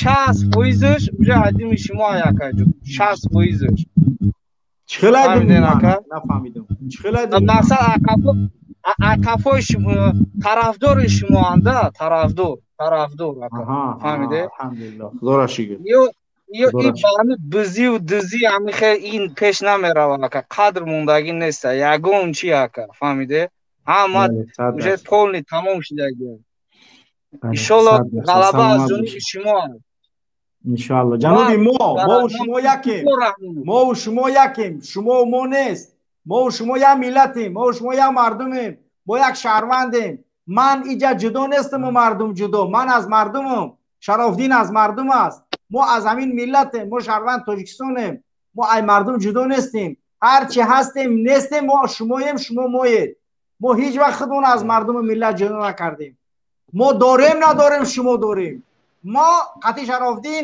тамоми мухолифот тамоми муборизо аз ҳамин миллатем ва шумо аз моед бале хуб гӯш мекунед дига бародаро бале тамоми амниятиҳо ҷамъ кунед ака валлоҳи мегӯм духшон ба ҳами ними акай Шарофиддин неста и вақти бурда буданаша и хай ма ака меган даруш таъриф нака чи ай дуруст нестаю мо ҳам мехоҳем ки кулли мардуми тоҷикистон ба монанди акай Шарофиддин ҳам хел шуҷоъ шаванд аҳсан бародар худованд ҳамаро ҳами хел кунад бале ку бо ки аст гап зане вақти барномамонам хеле кам мондагиае хайне ки идомаш метиҳем ака иншоаллоҳ худо хоҳад 10700 одам 4590 лайкотонро бигзоред имрӯз бояд ки дар уфуқ аз 10000 лайк бигзара бинандаҳои мо бояд бирасанд ба 15000 ақаллан бале лайкотонро биҷиқе бародаро вакай муҳаммад иқбол лайк ранне тукмаи номуса биҷиқем бугӯ тугмаи номуса биҷиқе бале тугмаи номуса биҷиқе ҳаминҷа 10700 нафар тамошо доред тугмаи номуса биҷиқе бале кие суҳбат мекунад бале бифармоед ассалому алайкум бародар муҳаммад иқбол ва бародар Шарофиддин умедворам ки саломат бо ман мехоҳам озодӣ ба бародар Муъиззат Амон ман ба ҳукумати Тоҷикистон чӣ гуфтинам тӯли ин 30 соли истиқлолият онҳо ягон хизмате баҳри ин мардуми Тоҷикистон накарда буданд ҳатто ба муҳоҷирон чуне ки шумо сухан кардед ки духтари президент озода як маблағи ҳамгуфте ҷудо кардааст ки то муҳоҷиронро мисалан ба як тӯҳмате ки Тоҷикистон интиқол диҳанд ҳамин маблағро онҳо метавонистанд вақте ки ҳамин беморӣ буд бинед ки билетҳои ҳавопайморо то 50000 рубли русӣ бардошта буданд инам буд бар фоидаи киси худашон агар ҳамон مبلغی که آنها اجرا کردن همون لحظه ها مهاجرها رو یاردن میکردن، شاید که امروز مهاجرها بر ضد این حکومت نمیخستن. همون لحظه ها بود که همین برادر ما محمد واسه عزت امان در پهلوی این مهاجرها بود، همیشه دستگیر مهاجرها بود. آیا همون این حکومت نبود که برادر عزت امان گفت که تو با مردی تاجیک کاردار نشه، بگذار مردی تاجیک از سردخانه پوسد. اگر هم ما درخواست داریم که اگر خواهید که خدمت بهر این مهاجرها امروز کرده باشد، همین آزاد کردن برادر ما عزت امان است. اگر خواهید که یک خدمتش در طول 30 سال استقلالیت کرده باشد، همین آزاد کردن برادر ما هست. خواهش داریم که برادر ما را زود آزاد کنید. و درخواست آقای پاساس فی تاجیکستان داریم، سفارتخانه، مادر تاجیک هیچگاه تروریست اکستریمیست تولد نکرده است. شما در خدا شر نبدارید. آیا شما ایمان دارید؟ اگر ایمان نداشته باشید، حداقل انسان هستید. شما امروز آواز بلند میکنید که ما امروز مردم تاجیک از تاجیک، ملت تاجیک دیگر دولت ها شناختیم. آیا شما همین گونه مردم تاجیک تروریست اکستریمیست شناسانده؟ آیا مادر تاجیک نبود که سینا سلامت باشه رودکی و حافظ درست؟ بله درست. خوب، دیگر برادرها را داخل قبول میکنیم تو دیگر برادران صحبت کنند، چون وقت فرصتمون خیلی کم بوده است. برنامه دیگر هم انتظارمون هستند. بله برادر صحبت کنید. یک برادری که کدومش میخوای صحبت کنید؟ بله بفرمایید. سلام علیکم برادر. و علیکم السلام برادر محمد اقبال. خوبی تنگی؟ خوبی نه؟ اخیراً کی صحبت میکنیم؟ سلامت باشی برادر عزیز. مقصد که شناختی محکم محمد اقبال. نه شناختم. منم همون زاده‌ای که خودت. سلامت باشه یکه، سلامت باشه. من مقصدی برنامه کشید گفتم با تماس گیریم، مقصد با خیلی صحبتی وای کنیم. اکا الله نگهداری همه شما باشه، الله نگهداری ملت تاجیک باشه. مقصد ما با یگام فتنه ها باید انشالله که داده نشویم. فقط نمی کمر بستیم، کمر مردمگی. یگانه آزادی همین ملت هم میخوایم. آزادی همین خیلی فرزندای قابلیت داره که به ملت مقصد جگر میسوزن، دل میسوزن، مثال دلسوز هستن که خدمت میکنن. واقعا ما الحمدلله که قدردانی میکنیم و پشتیبانی میکنیم. باید که کنیم انشالله. گفتنیم به این همه این ظالمو که دست بردارین، این شرمندگی و این بدبختی و دست بردارین. شرم از واقعا مقصد به همین حکمرانی شما و به همین مقصد که رهبری شما. آره همون برادرای عزیز به طرف نباشین. گفتنیم این ملت سربلند انشالله که به طرف نباشین. مردانگی را مقصد که از دست ندین و واقعا هم مرد هستیم. ما یکم حالی که انشالله گفتی همین برادرای مقصد که وای با جنگ یکم کس دعوت نکرده سیم، فقط که از حق حقوق قانونی و انسانی خودمون دفاع میکنیم. دفاع کردنیم همچون مقصد یک فردی همین تاجیک باید در پشت یکدیگر باشیم. البته که این ظلم همش با یک روزی خاتمه یافتن شد داره، یکی باید با ملت یکجا باشیم انشالله. و شما سربلندی موفقیت میخواهیم. ما برادرای عزیز فخر میکنیم انشالله که همین خیلی جوان مردا هستن، همین خیلی اکوا و همین خیلی برادرو داریم. با باقی مانده هم گفتنیم که خیلی این مقصد برادرو بس بودگیز خواب، بس بودگیز مقصد کنار شدن، کنار گشتن. انشالله مردم بیدار شده هستن. سلامت باشه. یک زنگ تلفنی، یک زنگ خدمت باشه، ما خدمت داریم. سلامت باشه. یک زنگ تلفنی هست، همون قبول میکنیم. خیلی بله بفرمایید. زنگ تلفنی. بله برادر محمد اقبال، من از کجا تلفن میکنم شما؟ خیلی خوب، بله بفرما. مسئله برادر عزت امان. من چنین فکر دارم که همین اکسنت برای راه کردن، اکسنت برای шарманда кардани ҳукумати Русия кардан дар кор. Чуноне ки ин Максим Шевченко баромад кард дар YouTube, ҳамин гуна як флешмоб роҳӣ кардан дар кор барое ки одамое ки шаҳрванди Русия доранд ва онҳо дар Москва ё Питер ё ягон шаҳрҳои калон зиндагӣ доранд, фаъолият мекунанд. Мисол одамои бо нуфус ҳастанд, ман якчандташонро мешиносам, духтур шуда кор мекунанд, психиатр, психотерапевт ё ҳамин хел одамое ки ба обрӯ гӯем. хоб агар ҳамо флешмоб роҳӣ кунанд, хати паспорташон гӯям ки ман фалони аз кор чунин корҳое ки дар халамрави Россия шуда истодааст норозӣ ҳастам ё паноҳӣ меҷӯям дар Аврупо, чунки аз ин мебарад ки ҷони манам, шароити манам дар хатар аст. Чунин як флешмоб агар роҳӣ шавад, ман бародар ҳукумати Русия шармаш биёд. خلاص من با شما پس از برنامه تماس میگیریم و همین مسئله را انشاءالله که شکلش یک جای صحبت میکنیم. فهمو؟ با یک دیگر خیلی شما تماس بگیرید، من با یک دیگر پیشنهاد مثلا الکترون بازه مسئله طرفدارات رو نگیرید. سلامت باشه. انشاءالله که بعد از برنامه تماس میگیریم با شما. خب بله. سلام علیکم. یک دقیقه همین زنگای تلفنی رو قبول کنیم که ما اکید داریم نداریم، همین زنگای تلفنی داریم. دیگه قیقی برنامه برومد. بله بفرمایید برادر.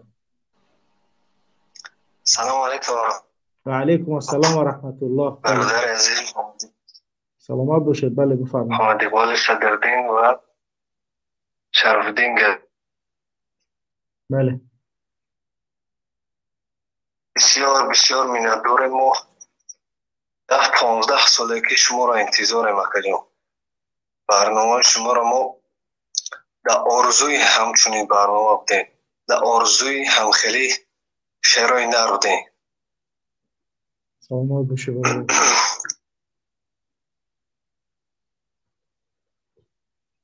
تمام همین برنامه هایی که داره خواه اصلاح باشه، خواه برنامه های اکای محیدین کبیری، خواه هر برنامه که دوران همین مبارزه همیشه دنبالگیری میکنیم. پیشکی یگان رکلام بمونن که تمام مردم پیشکی آگاه داشته باشن که ساعت چند مقصد برنامه‌ای که سر میشن مردم همیشه بدونن. اگه حوزه دیگه اکستریسلو چه با همون خاطر حالت فوق العاده همه وقت دیگه یا همین خیلی یعنی که ما چی میکنیم چی میگن همین خیلی داخل میشیم با همون خاطر هیچ یگان خیلی ایتری چی نکنیم. همین دیگه پیگیری کردن بگیریم. همین کانال‌های معروفی که هستیم، همین کانال اصلاحات، کانال افق اصلاح پلیس، کانال گروه 24 ان شاء الله که حتما ان شاء الله چی میشه آگاه میشه. اهمیت داده باشین در آغاز برنامه اگر اهمیت داده باشین اول 200 نفر 300 نفر هم باید جمع میشوند. این خیلی پیشکی مثال 10 ساعت پیشکی وجه بدونن همین چیزا بدونن وجه آموده میشوند که باید نه. بله. فهمو برادر فهمو. ولی ما این تصمیم نماز صبح پیش نماز صبح گرفتیم و بعد از اون بلا فاصله خواب کردیم. سلام علیکم. دیگه اسم کارشون کردن. سلامت باشه برادر گرامی. الله از شما راضی باشد. برادر عزیز بعد چی دیگه گفتنی ها. الو. بله برادر آدمو زیاد منتظر هستن برادر صحبت کرده دیگر برادران منتظر زیاد هستن پشت خط. سخنای مهم دارم.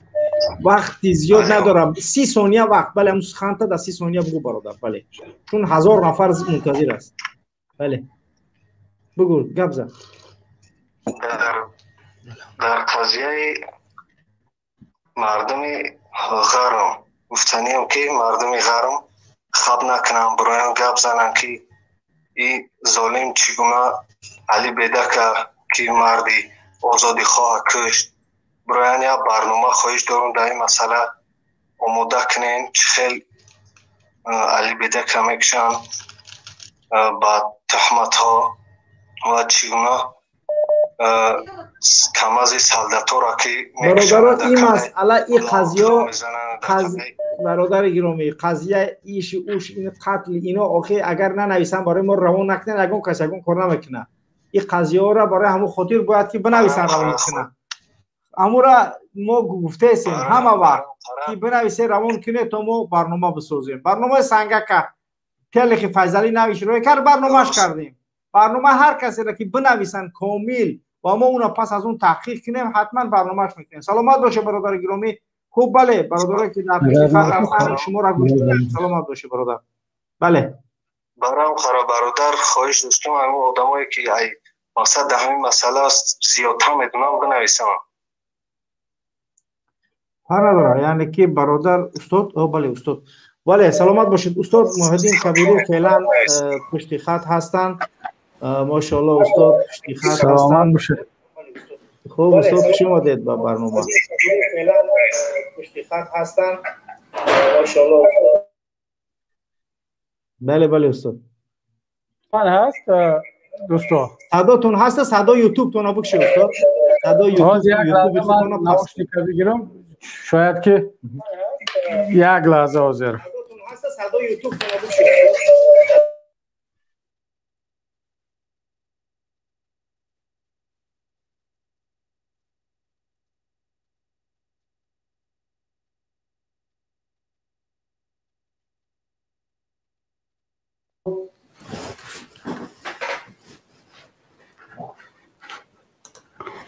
یک لحظه اگر ما را خاموش کنیم من دستگاه را بله ما خاموش کنیم استاد یک دقیقه از افیر بگیرشته تو شخص چطور گوید نباید باشه دوستات.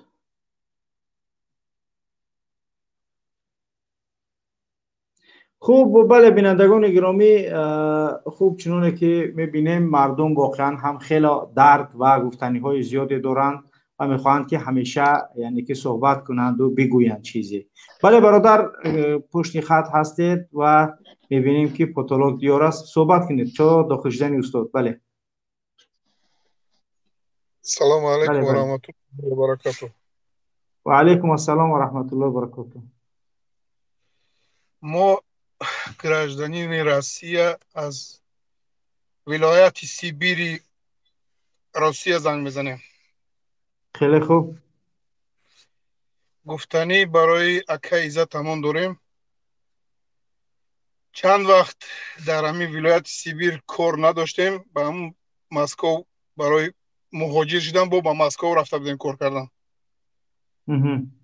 به نهایت از خدمتاش خلق تاجیک استفاده کلان میبرند.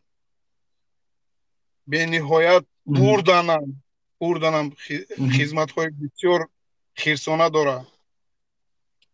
من همیشه گفتنی دارم که اگر منم گражданин روسیه ام اگر همین گражданство من برای همین روسیه در کار باشه و برای تاجیکستان من امورا میسپارم به خاطر همون انسان میرم که من خدمت من یک با اویلم میرسه و با فرزندام با دیگه کس نمیرسه. میخوام که خدمت وای به همه خلق تاجیک میرسه. میخوام که همون انسان در خدمت باشه. اگر از کلانترا از کسانی که همون عزت امان برای هوا در کار بود من خواهش من التماس من و طلبات من همین است که همون انسان با جاش برقرار کنن بگردانن که به حد انسان ها بسیار مقدیم مردم بسیار صحبت بهترین سخن گفتید برادر. واقعا هم بهترین سخنه که تا امروز هیچ از مهاجران این گپ نگفته بود. یعنی ما این سخن همیشه سخنی فرزند برای پدر یا مادر یا سخنی پدر و مادر برای فرزند یا سخنی نزدیکترین شخص برای نزدیکترین شخص شنیدیم که الله جانی منو بگی در اون بوتین اضافه که یا اینکه شما گفتید من شهروندی من میسپرم میرم تاجیکستان چون تنها من خدمتم برای نزدیکان خودم است ولی عزتمان برای ملت تاجیک خدمت میکند. بهترین سخن بود که امروز در برنامه از صدای شما شنیده شد. الله از شما راضی باشد. فعلا استاد محیدین کبیری در خط هستند یا نیستند؟ خوب السلام علیکم و رحمت الله و برکاته. و علیکم السلام و رحمت الله.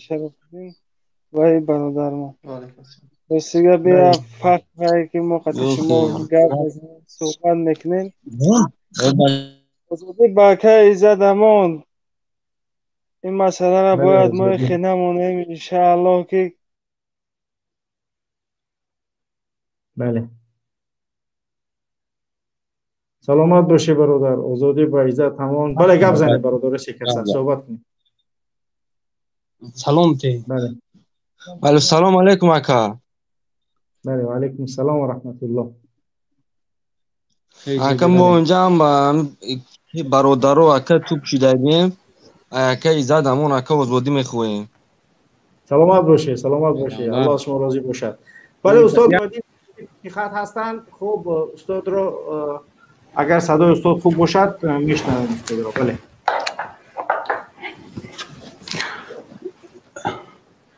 بله استاد. صدای ما هست. صدای من هست دوستو. میره صدای. بله صداتون هست. صداتون هست. خیلی خوب، پس در خدمتتون هستیم، بفرمایید. خوب استاد، همین مسئله دزدیده شدن عزت امان، ما یعنی که تحلیل هایی که پیش خودمون داریم و میکنیم فکر میکنیم که با این کارش چی کارش شد. مثلا شرافدین گدایف رو دزدیدن بردن، چی فایده کردن، خوب معلوم بود نتیجهش و همش معلومی. خب برای تمام مردم دیگر پوشیده و پنهان نیست. مثلا هر کاری که میکنن از اون کار یک خیر یا نفع گرفتنی هست. مثلا با همین کاری که انجام داد رژیم کنونی خاصتا شاروخ سیدزاده، یعنی که چی منفعت میتونن از همین کار بگیرن، یعنی این کار به منفعت رژیم تمام میشود، یعنی یگان راه دارد که به منفعت رژیم تمام شود. منفعت رژیم رحمانوف تمام میشود، یگان راه دارد که تمام شود. خب به نام خداوند بخشنده و مهربان، من پیش از همه برادران و خواهران را در کانال افق تیوی تبریک میگم برای اینکه این برنامه آنلاینی اولشون هست و امیدوارم که این کانال مثل دیگر کانال ها در خدمت مردم مبارز خواهد بود و سهم خود را در رسیدن به پیروزی ملی خواهد رساند. منم در صحبت 2 روز پیش در صحبت آنلاینی خودم گفتم که رحمانوف یک اشتباهی بزرگ کرد با دزدیدن عزت امان و حاضر عزت امان مثل یک شعله آتش را میموند که رحمانوف نمیدونه در دست چپ بگیرد، در دست راست بگیرد و اگر او را در زندان هم نگه دارد بر ضررش هست، اگر جواب هم دید بر ضررش می شود و خود را در یک بنبست قرار داد که امروز دیگر شبانه روزی مغزهایشان، مرکزهای تحلیلیشان در فکری برآمدن از این راه است. من فکر میکنم که رحمانوف فکر کرد، باور داشت که همون ادامه سیاست‌های سرکوبگرایانه، دزدی، شکنجه، عذاب دادن، کشتار نتیجه خواهد داد و ملت تاجیک هنوز هم همون ملت 5 سال پیش است، 10 سال پیش است که هیچ واکنش نخواهد کرد. ببینید دوستان، مسئله تنها مسئله عزت امان نیست. وقتی که اشتباهات رحمان، جنایت‌های رحمانوف جمع شدن گرفت، مردم صبرش لبریز شد. ما بارها میگفتیم که با مردم بازی نکنید، با ملت بازی نکنید. یک روز میشود که کاسه صبر لبریز میشود و دیگر فرق ندارد. شما مردم حتی برای عزت هم نه، برای قیمتی نرخ بلیط، برای قیمتی بنزین، برای نبودن جای کار میخیزن. و من در یک صحبت دیگر هم گفتم که جنگ یکم جهان با یک بهانه آغاز شد که اصلا هیچ ربطی به این کشورها نداشت. شاهزاده استروینگی را در سرایو به قتل رساندن و جنگ جهانی یکم شروع شد و انقلاب‌های دیگر هم با همین راه آغاز میشن. حالا عزت امان که یک شخصیت بسیار معروف، یک مبارز و حامی مهاجرین بود، برای مهاجرین ارزش دارد و امروز مردم با جوش آمده است و حتما عزت امان را آزاد خواهد کرد.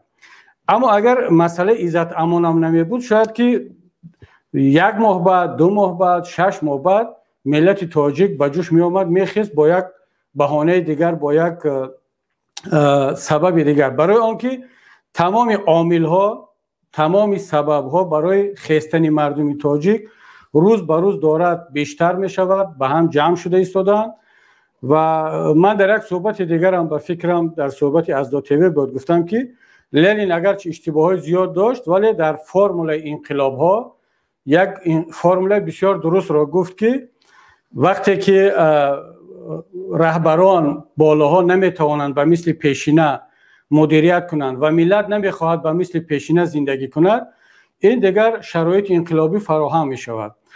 و الان از روی فرمول لنین در تاجیکستان تمام شرایط با وجود آمده است که ملت با پا بخیزد. ببینید دوستان عزیز، ملت دست به کروپسیا میزند، خیش و تبارچگی دارد، ریسک مردم را از دهانش کشیده گرفته ایستاده است، راه را پولکی کرده است و جای کار نیست و بالای همه این محرومیت ها دستش را در درون دیگ طبق ملت وارد کرده است. می رود مردم را جریمه میکند برای تویش، برای جنازهش، برای معرکه هایش و بالای این همه فرزندان ملت رو میبرد در داخل زندان، اونایی که در داخل کشور هستند مثل زید و محمد علی حیات و بزرگمهر و دیگران، حتی از خارج هم میدزدد. یعنی شما تصور کنید یک ملت چقدر باید طاقت کند، چقدر باید صبر کند.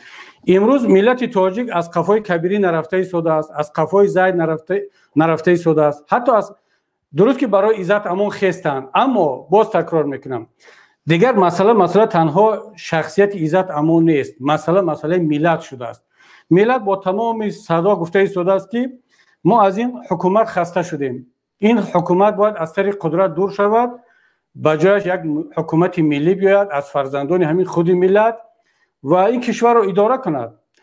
حالا من یک پیشبینی دیگر میکنم. رحمانوف همونطوری که پیشتر گفتیم که دیگر تمام تصمیم در باره عزت امان بگیرد بر ضررش میشود. حالا احتمال میتم که یک سینری خیلی بد، رحمانوف چون همیشه عادت کرده است که وقتی که وضعیتش بد میشود در داخل کشور، یکی از گوشه‌های تاجیکستان را امنیتی میکرد، یا به خاروق لشکر میکشید، یا به منطقه رشت، یا به کلاب، حتی در کلاب هم تیرپرانی کرد و خانواده لنگریفو را از بین برد.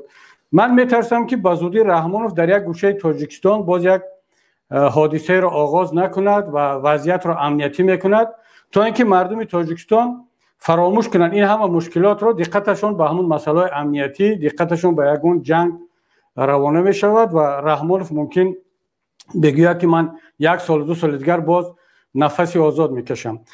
برای مثال میتواند از نو یک مشکل را، قضیه واروخ را به یک سمت بکشاند که ناموس مردم رو بیارد. برای میتواند مثلا الان واروخ را فروخته ایستاده است ولی میخواد در این قضیه همچون قهرمان بیرون بیاید و جنگ را، برخورد را در مرز با قرقیزستان آغاز کند برای اینکه ملت تاجیک برای واروخ جمع شوند در اطراف او و این مشکلات عزت امان و دیگران را فراموش کنند.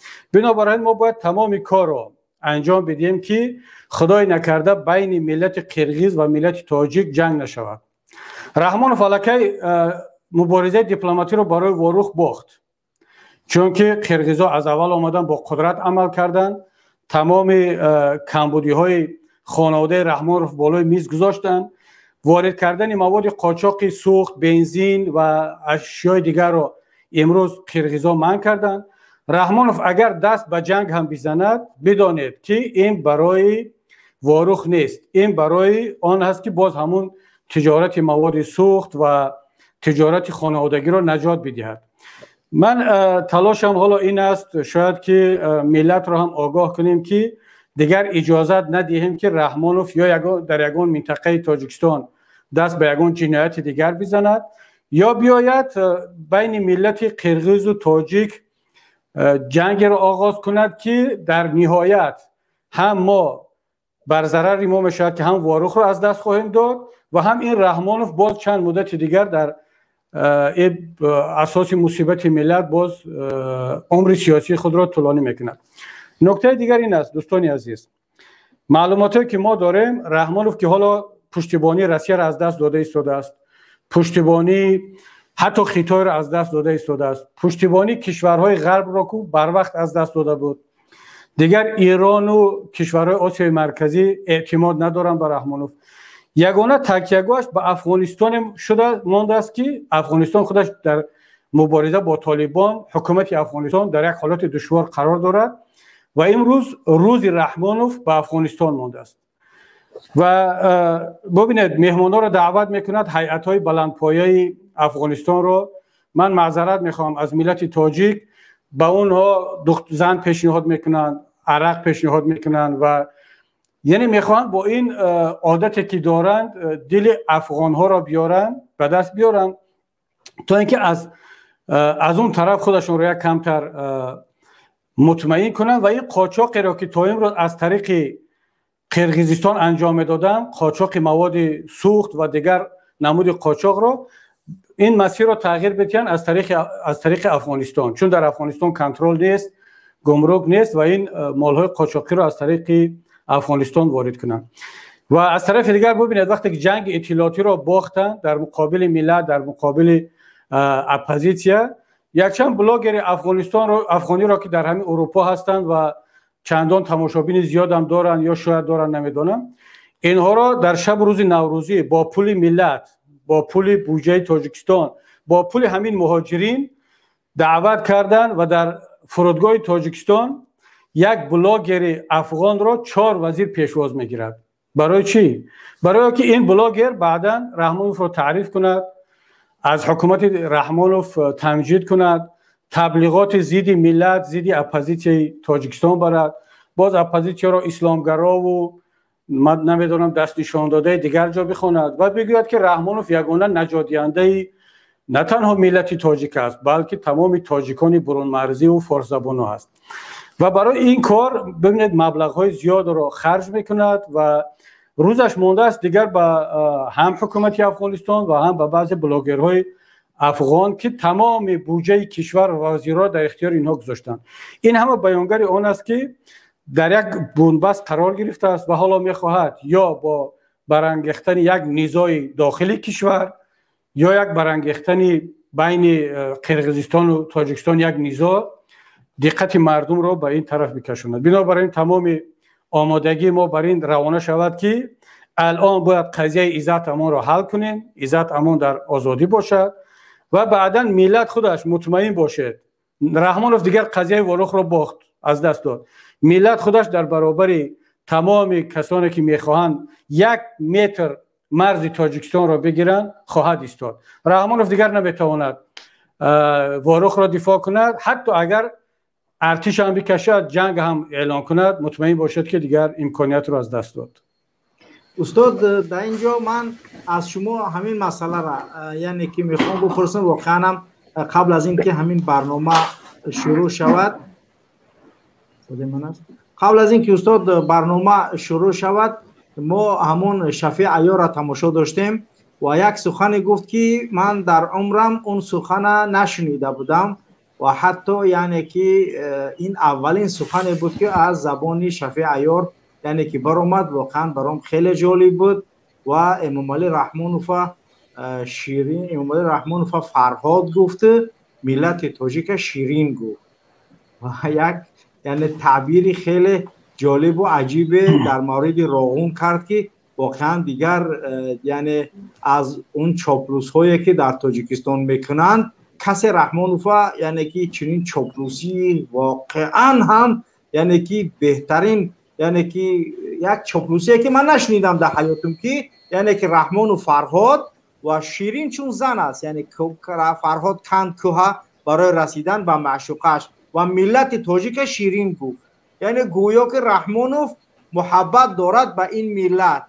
یعنی من نفهمیدم، یعنی واقعا هم یک قیاسی یعنی مع الفارق، یک قیاسی که کاملا نمیتواند به رحمانوف و به این باشد و در همون نواری که رحمانوف تعریف میکند میگردد یعنی که اشرف غنی را تنقید میکند برای همون بوی جوی مولیان غلط خوندنش که یعنی که این شعر گویا غلط خونده است و در مورد 1400 سالگرد هجری شمسی را که 1500 سالگرد گفت. ولی من همین اشرف غنی را در سوادش هزارها بار از رحمانوف بالاتر میبینم، هم در زبان دانش، هم در سیاست، هم در چی. ولی ندانستن زبانی تاجیکی یا که زبانی دری این دلالت از بیسوادی اشرف غنی نمیکند. تو استاد فکرم همین خیلی نیست. یعنی که ببینید که اشرف غنی هم با تاجیکستان اشتراک کرد، ولی این یعنی که چی نام دارد همین عیار همین اوزی ناموش گرفتم همین بلاگری که فعلا یعنی که کرد در همینجا هم اشرف غنی را اتهام کرد به ندونستن بیسوادی و تحقیرش کرد و رحمانوف تعریف کرد. یعنی این چیز یک سیاست دخراس بود. من صدا اینجا تکرار شده ایستاده است 2 مرتبه. من بله حالا معذرت که یکی با تأخیر صحبت کرده هستم چون صدای شما تکرار میشد. ببینید دوستان عزیز، اینجا وظیفه ما این نیست که بیایم رحمانوف رو با اشرف غنی مقایسه کنیم و حتی من راضی نیستم که بیایم این بلاگر افغان رو اینجا مورد بحث قرار بدیم. ما بالاخره انسان ها آزاد هستند، میتوانند سفر کنند، نظرشون رو بگن، کمبودیای ما رو بگن. اما چند ماه پیش تقریبا یا 5 ماه پیش با ما خبر رسید هم از داخل تاجیکستان از دوشنبه که یتیموف وقتی که به کابل سفر کرد ماه سپتامبر بود، در اونجا از بعضی از دوستان افغانیشون خواهش کردند که با آنها کمک کنند که با این بلاگرهای افغانی که در یا حتی ایرانی هم که در اروپا و در امریکا هستند اینها را با هم وصل کنند و اینا آماده هستند که اونها را به تاجیکستان دعوت کنند، میزبانی خوب کنند و اونهایی که ضد مثلا حکومت ایران هستند، ضد اشرف غنی هستند و خود را همچون یک ملت دوست فارس زبان ها و تاجیک ها معرفی میکنن، اینها را دعوت کنن و از امکانات اینا استفاده برن همچون یک وسیله تبلیغاتی علیه اپوزیسیون تاجیکستان. و دوستان با ما گفتن که شما آماده باشید که این کار انجام می شود و اینها پول پیشنهاد کرده ایستادن و احتمال دارد که اون بلاگرهای افغان یا ایران یا فارس زبان در مجموع که هم شاید نیازی به پولی دارن یا شاید دیدگاه‌های خودشان هم موافق به همین دیدگاه‌های خشینی دیکتاتوری هست، شاید اینها راضی شوند و علیه شما تبلیغات‌های را برن و رحمانوف را تعریف و تمجید کنند. وقتی که ما با چند از دوستان افغان در اروپا تماس گرفتیم گفتیم که همین خبر با ما رسید و شاید که همین کار شود، آیا شما این نفران رو میشناسید که اینها رو بفهمانیم که وسیله بازی اطلاعاتی و پروپاگاندای یک دیکتاتور قرار نگیرن؟ اونا ما رو مطمئن ساختن، گفتن که نه، این دوستانی که شما نام بردید اینا تا این حد نیستن که خود را با وسیله تبلیغاتی یک دیکتاتور تبدیل بدهند. شما مطمئن باشید اینا آدمان خودشناس هستند، آدمانی که تاجیک را دوست می‌دارن و تاجیکستان را تمام ملت تاجیک را دوست می‌دارن، فقط دیکتاتورانه و حتما خود را نخواهند فروخت. اما دیدیم که نه، بالاخره یا معلوماتی کم دارن یا بی‌خبرن که تاجیکستان امروز در رده دیکتاتورهای دنیا در جای 5م و 6م است، ولی بالاخره ضعف انسانی است. اینا سفر کردن و همون معلوماتی که در ماه سپتامبر ما داشتیم امروز عملی شد و اینا حتی برای همین گفتم که حتی مجبور شدن که برای که در تبلیغات استفاده برن اون بلاگرهای افغان را هم استفاده با پول یا با هر چیز به دوشنبه کشوندن. میلیون ها، $10 میلیون خرج میکنن برای تبلیغات ضد ما. تلویزیون دارن 7 تا 8 تا، تاجیک فیلم در خدمت اینها. اینقدر تبلیغگری در خارج دارن، باز این کافی نیست. روزشان مانده است با چند بلاگر افغان که اون بنده خدا را مجبور کنن یا گمراه کنن تا اینکه در خدمت اینا باشن.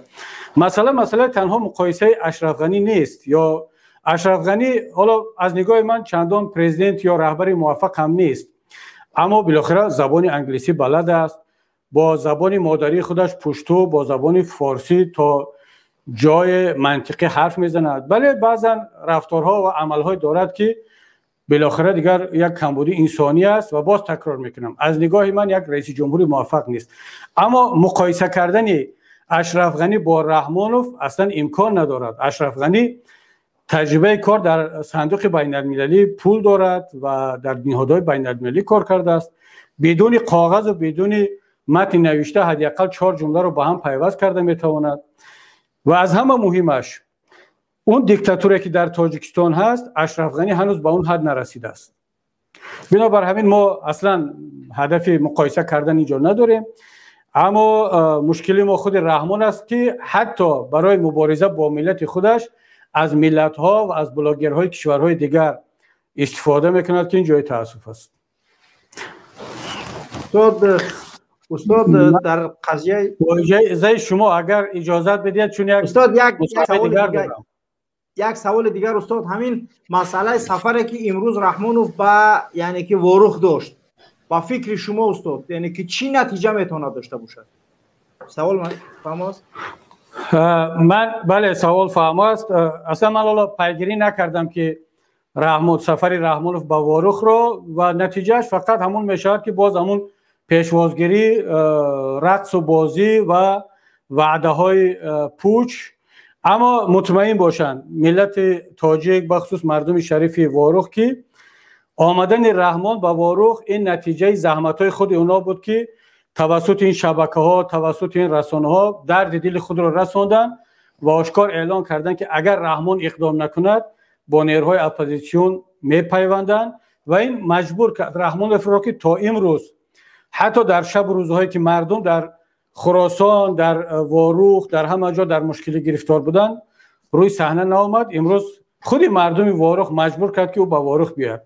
اما من خیلی قبلا گفتم دیگر رحمان شخصا قضیه واروخ رو بای داد، از دست داد، دیگر تمام اهرم فشار در دست قرقیزا هست و باید که اجازت ندهد مردم واروخ که رحمانوف با یک پرووکاسیون دو همسایه را، مردم واروخ را با مردم قرقیز که هزارها سال با هم زندگی همسایگی خوب داشتن به جنگ بکشند. انشاءالله من باور دارم که مردم واروخ پیروز خواهد شد، ملت تاجیک پیروز خواهد شد، واروخ را نجات خواهد داد، اما بدون رحمان و رحمان را اجازه نخواهد داد که این قضیه را به جنگ بکشاند. سلامت باشه استاد. سلامت باشه استاد. خیلی شادم از اینکه در برنامه با ما اشتراک کردید. سلامت باشید. خدا نگهبانتون. سلامت باشه استاد. خیلی خوب اینجا یگان صحبت برادران بینندگان گرامی تا 10 نفر اشتراک کرده میتونین در برنامه، از 10 نفر بیشتر شد دیگر برنامه قبول کرده نمیتونه تا که نفرهای جدید وارد شوند. خب بله، این برادر که با نام بوراکوف عبدالله میتونید که صحبت کنید برادر. شما رو گوش میکنیم. سلام علیکم. بله و علیکم السلام و رحمت الله. بله بفرمایید. اکا ما آزادی اکا ایزد امونو میخواهیم. بعد برای قضیه صداتون خیلی پسته. صداتون خیلی پسته. ما آزادی اکا ایزد امونو میخواهیم. سلامت باشه برادر. فهمو. الله از شما راضی باشه. سلامت باشه برادر. بله برادران گرامی وقتی صحبت میکنه صداتون بالا. سلامت باشه برادر عبدالله. خداحافظ. خب با کی هست اینجا؟ بله حسنالدین. برادر حسنالدین بله گوش میکنیم شما رو. بله السلام علیکم و رحمت الله و برکاته. و علیکم السلام و رحمت الله و برکاته. بله و شما و تمام بینندگان در موضوع دزدیده شدن عزت کمان آخران اشتباه رژیم. خب این یک گپه که اگر آدم دیکتاتور شد بیمار میشه. دیکتاتور خودش یک بیماری است. وقتی آدم بیمار شد دیگه اون بیماری خودش یک کاری می‌کنه. کاری خطا، هر کاری میکنه دیگه اشتباه است. میگه من کاری خوب نمیکنم. چه کاری میکنه دیگه اشتباه شده میگه تو از بین رفتن شد. در تمام دنیا مثل این دیکتاتورها همون اشتباه در طرف بوده رفتن میبینم. خب خیلی خطای بزرگ کرد. این هم یک حکمت دارم. مردم بیدار شید. انشالله دور آزاد میکنم. دوباره میگردم میایم. و یک دو برنامه‌ای که برادر عزت امان داشت، مردم ما یک کم بی‌پروایی میتونن. مقصد از سال 2012 ما اگر عزت امان دیده باشیم یک دو پیشنهاد برای همون مردم مهاجر کرده بود. خب تو همین سال 2019 که مرکز تاجیکان شده بود، ایران سال 2012 پیشنهاد کرد به مردم که یعنی یک چنین مرکز بکشیم که با فایده ما هست که مردم دستگیری نکرد. ایو که هر مثال همین هفته هر آدم 50 روبلی پر اگر ما یک مرکز میکشیم با فایده ما هست. اما خیر ما که دیگه در روسیه نبودیم، دیگه نمیدونیم که در چند سال چی گپ شد.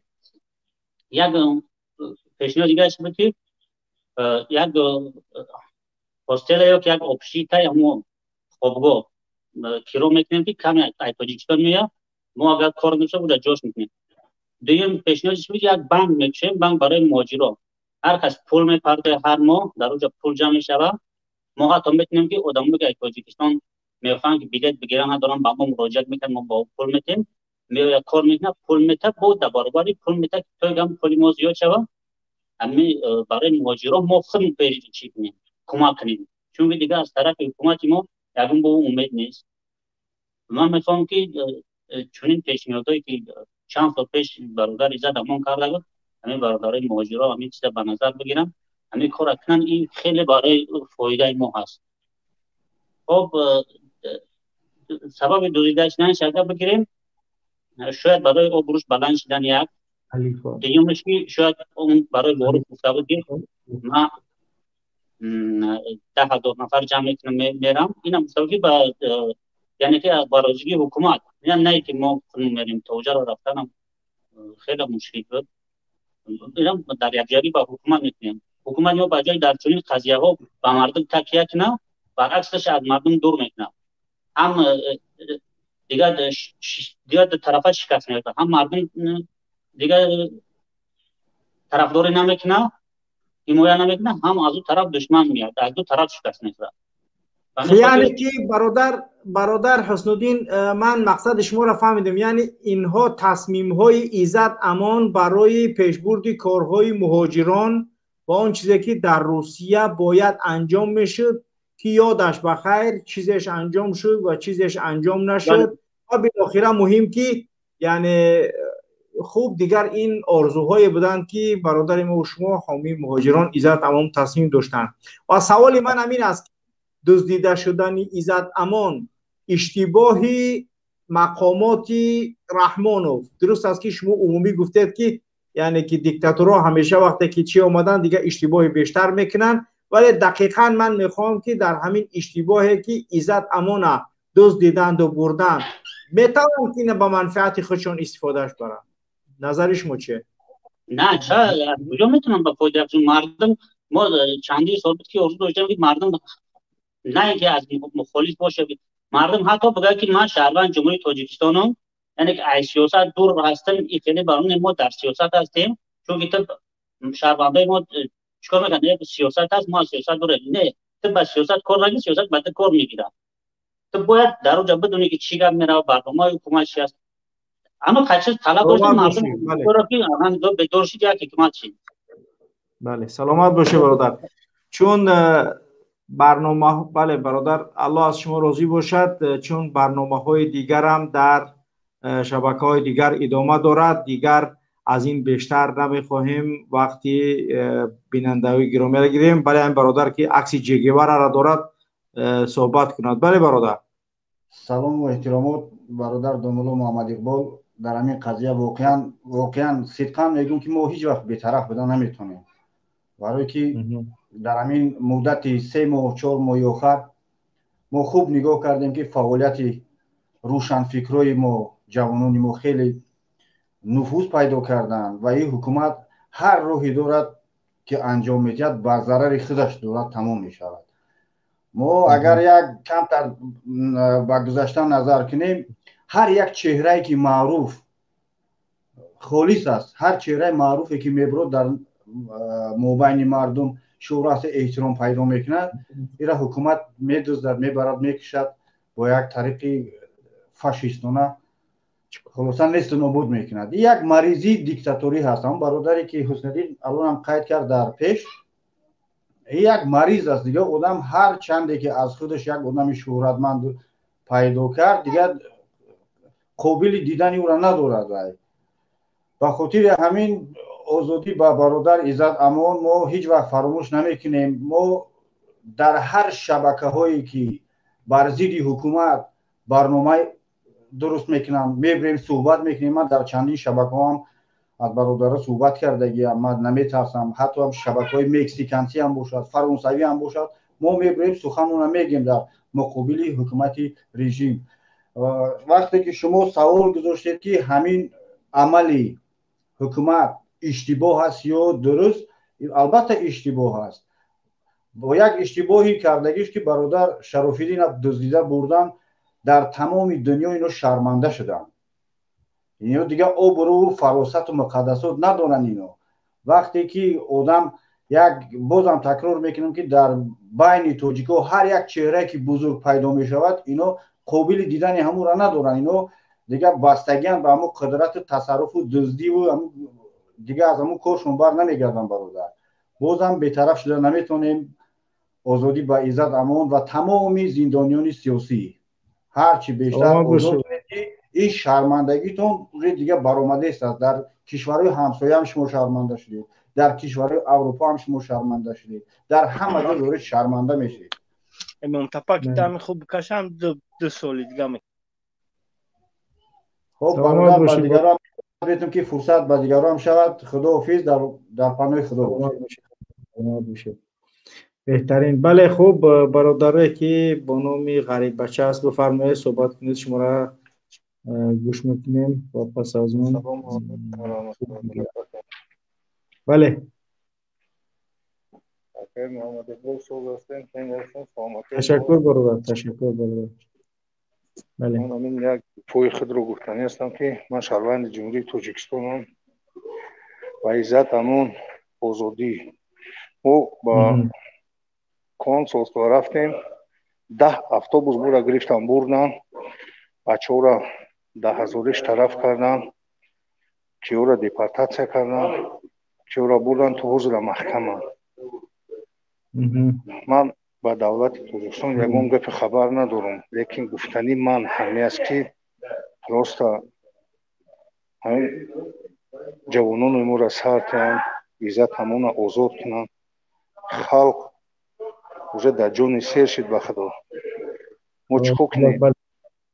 انشاءالله که خوب میشه همش. با دعا باشه، متحد باشه، یگان کار میکنیم انشاءالله که خوب میشه. چی حق دارن که ما را میبرن مایمون بازی میبرن در ملیت اونا در وزارت میان آیمی چی اساسا میان تجین در روی مون نمیکنن. سلامت باشی برادر. گپ شما فهمو شد. انشاءالله امیدوارم که ملت میفهمد. الله شما راضی باشه. زن مهاجر آخران صحبت کننده در برنامه امروزی ماست و با همین خوب بینندگان گرامی بخشش که شما را دیگر قبول کردن نمیتونیم چون که وقتی برنامه ما واقعا هم به پایان رسید. زن مهاجر بود، زن بیننده بود. بله بفرمایید.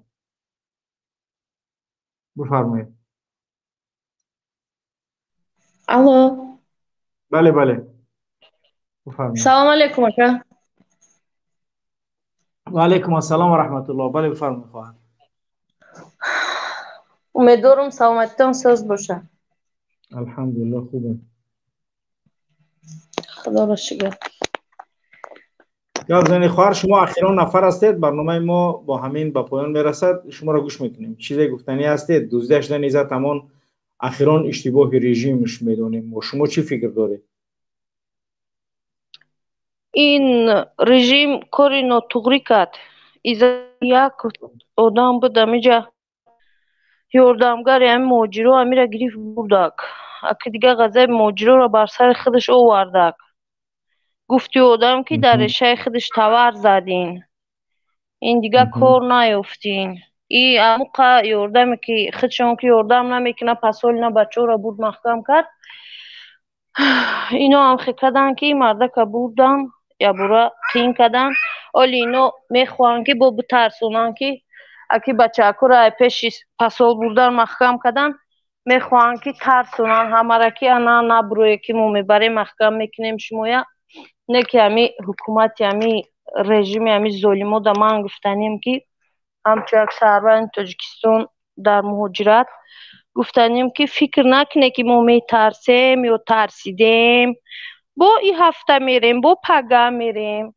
امی قشا دونین تاجیکستان آوایش که همون کارگرای دولت، همون ظالمیایی که در سر ملت مظلوم میکنین، اما یک روز درد جان ختون میشه و این روز نرفتین پگاه میرین انشاءالله با امر خدا. این چاپلوسایی که میبروین گپ میزنن هرچی ایتا اوتا، چاپلوسای هر روز شما در دست خلق میزنین، روتون نشان تین تکستو. هم خیلی خرسندم. سلامت باشه پا. اکای محمد اقبال هم خرسندم که شما خیلی برنامه کردین. هر وقت میتونیم بدرویم گپ زنیم، درد دیلمون بگیم. الله شما را در امان خودش نگهبان باشه. آزادی با اکای عزت امان. آزادی و عزت امان. خب بینندگان گرامی، این بود برنامه امروزی ما که الحمدلله حدودی یعنی تقریبا از 2 ساعت بیشتر، 2.5 3.5 4.5 یعنی از 2 ساعت بیشتر ما برنامه داشتیم امروز در خدمت شما که خوب الحمدلله سبب صحبت کردن بسیاری از برادران ما گشادین داده استاد مهدی کبیری و چند مهاجر و بینندگان دیگری ما که ما توانستیم این برنامه در شبکه افق تیوی امروز برگزار کنیم و امیدواریم که دیگر همین خیل در همه شبکه‌های اینترنتی صحبت‌های خودمون همه برادران انجام تیان، در گذاشتن لایک ها، پادیلیتسا کردن، پادپیستسا کردن کوتاهی نکنید و انشاءالله که ما و شما پیروز هستیم اگر متحد باشیم و اتحاد خود را حفظ نماییم و برای همدیگر تلاش‌های سازنده انجام نماییم. یک شما را به الله پاک میسپارم و همه شما بینندگان گرامی به برنامه فردای تاجیکستان که در پیام تیوی گذاشته ایستاده است با شرکت برادر شوکت میتونید که در اونجا وارد شوید و صحبت‌های خوبی در مورد واروخ و آنچه که مربوط به آن است شنوید. خوب یک شما را بار دیگر به الله پاک میسپارم. سلام علیکم و رحمت الله و برکاته.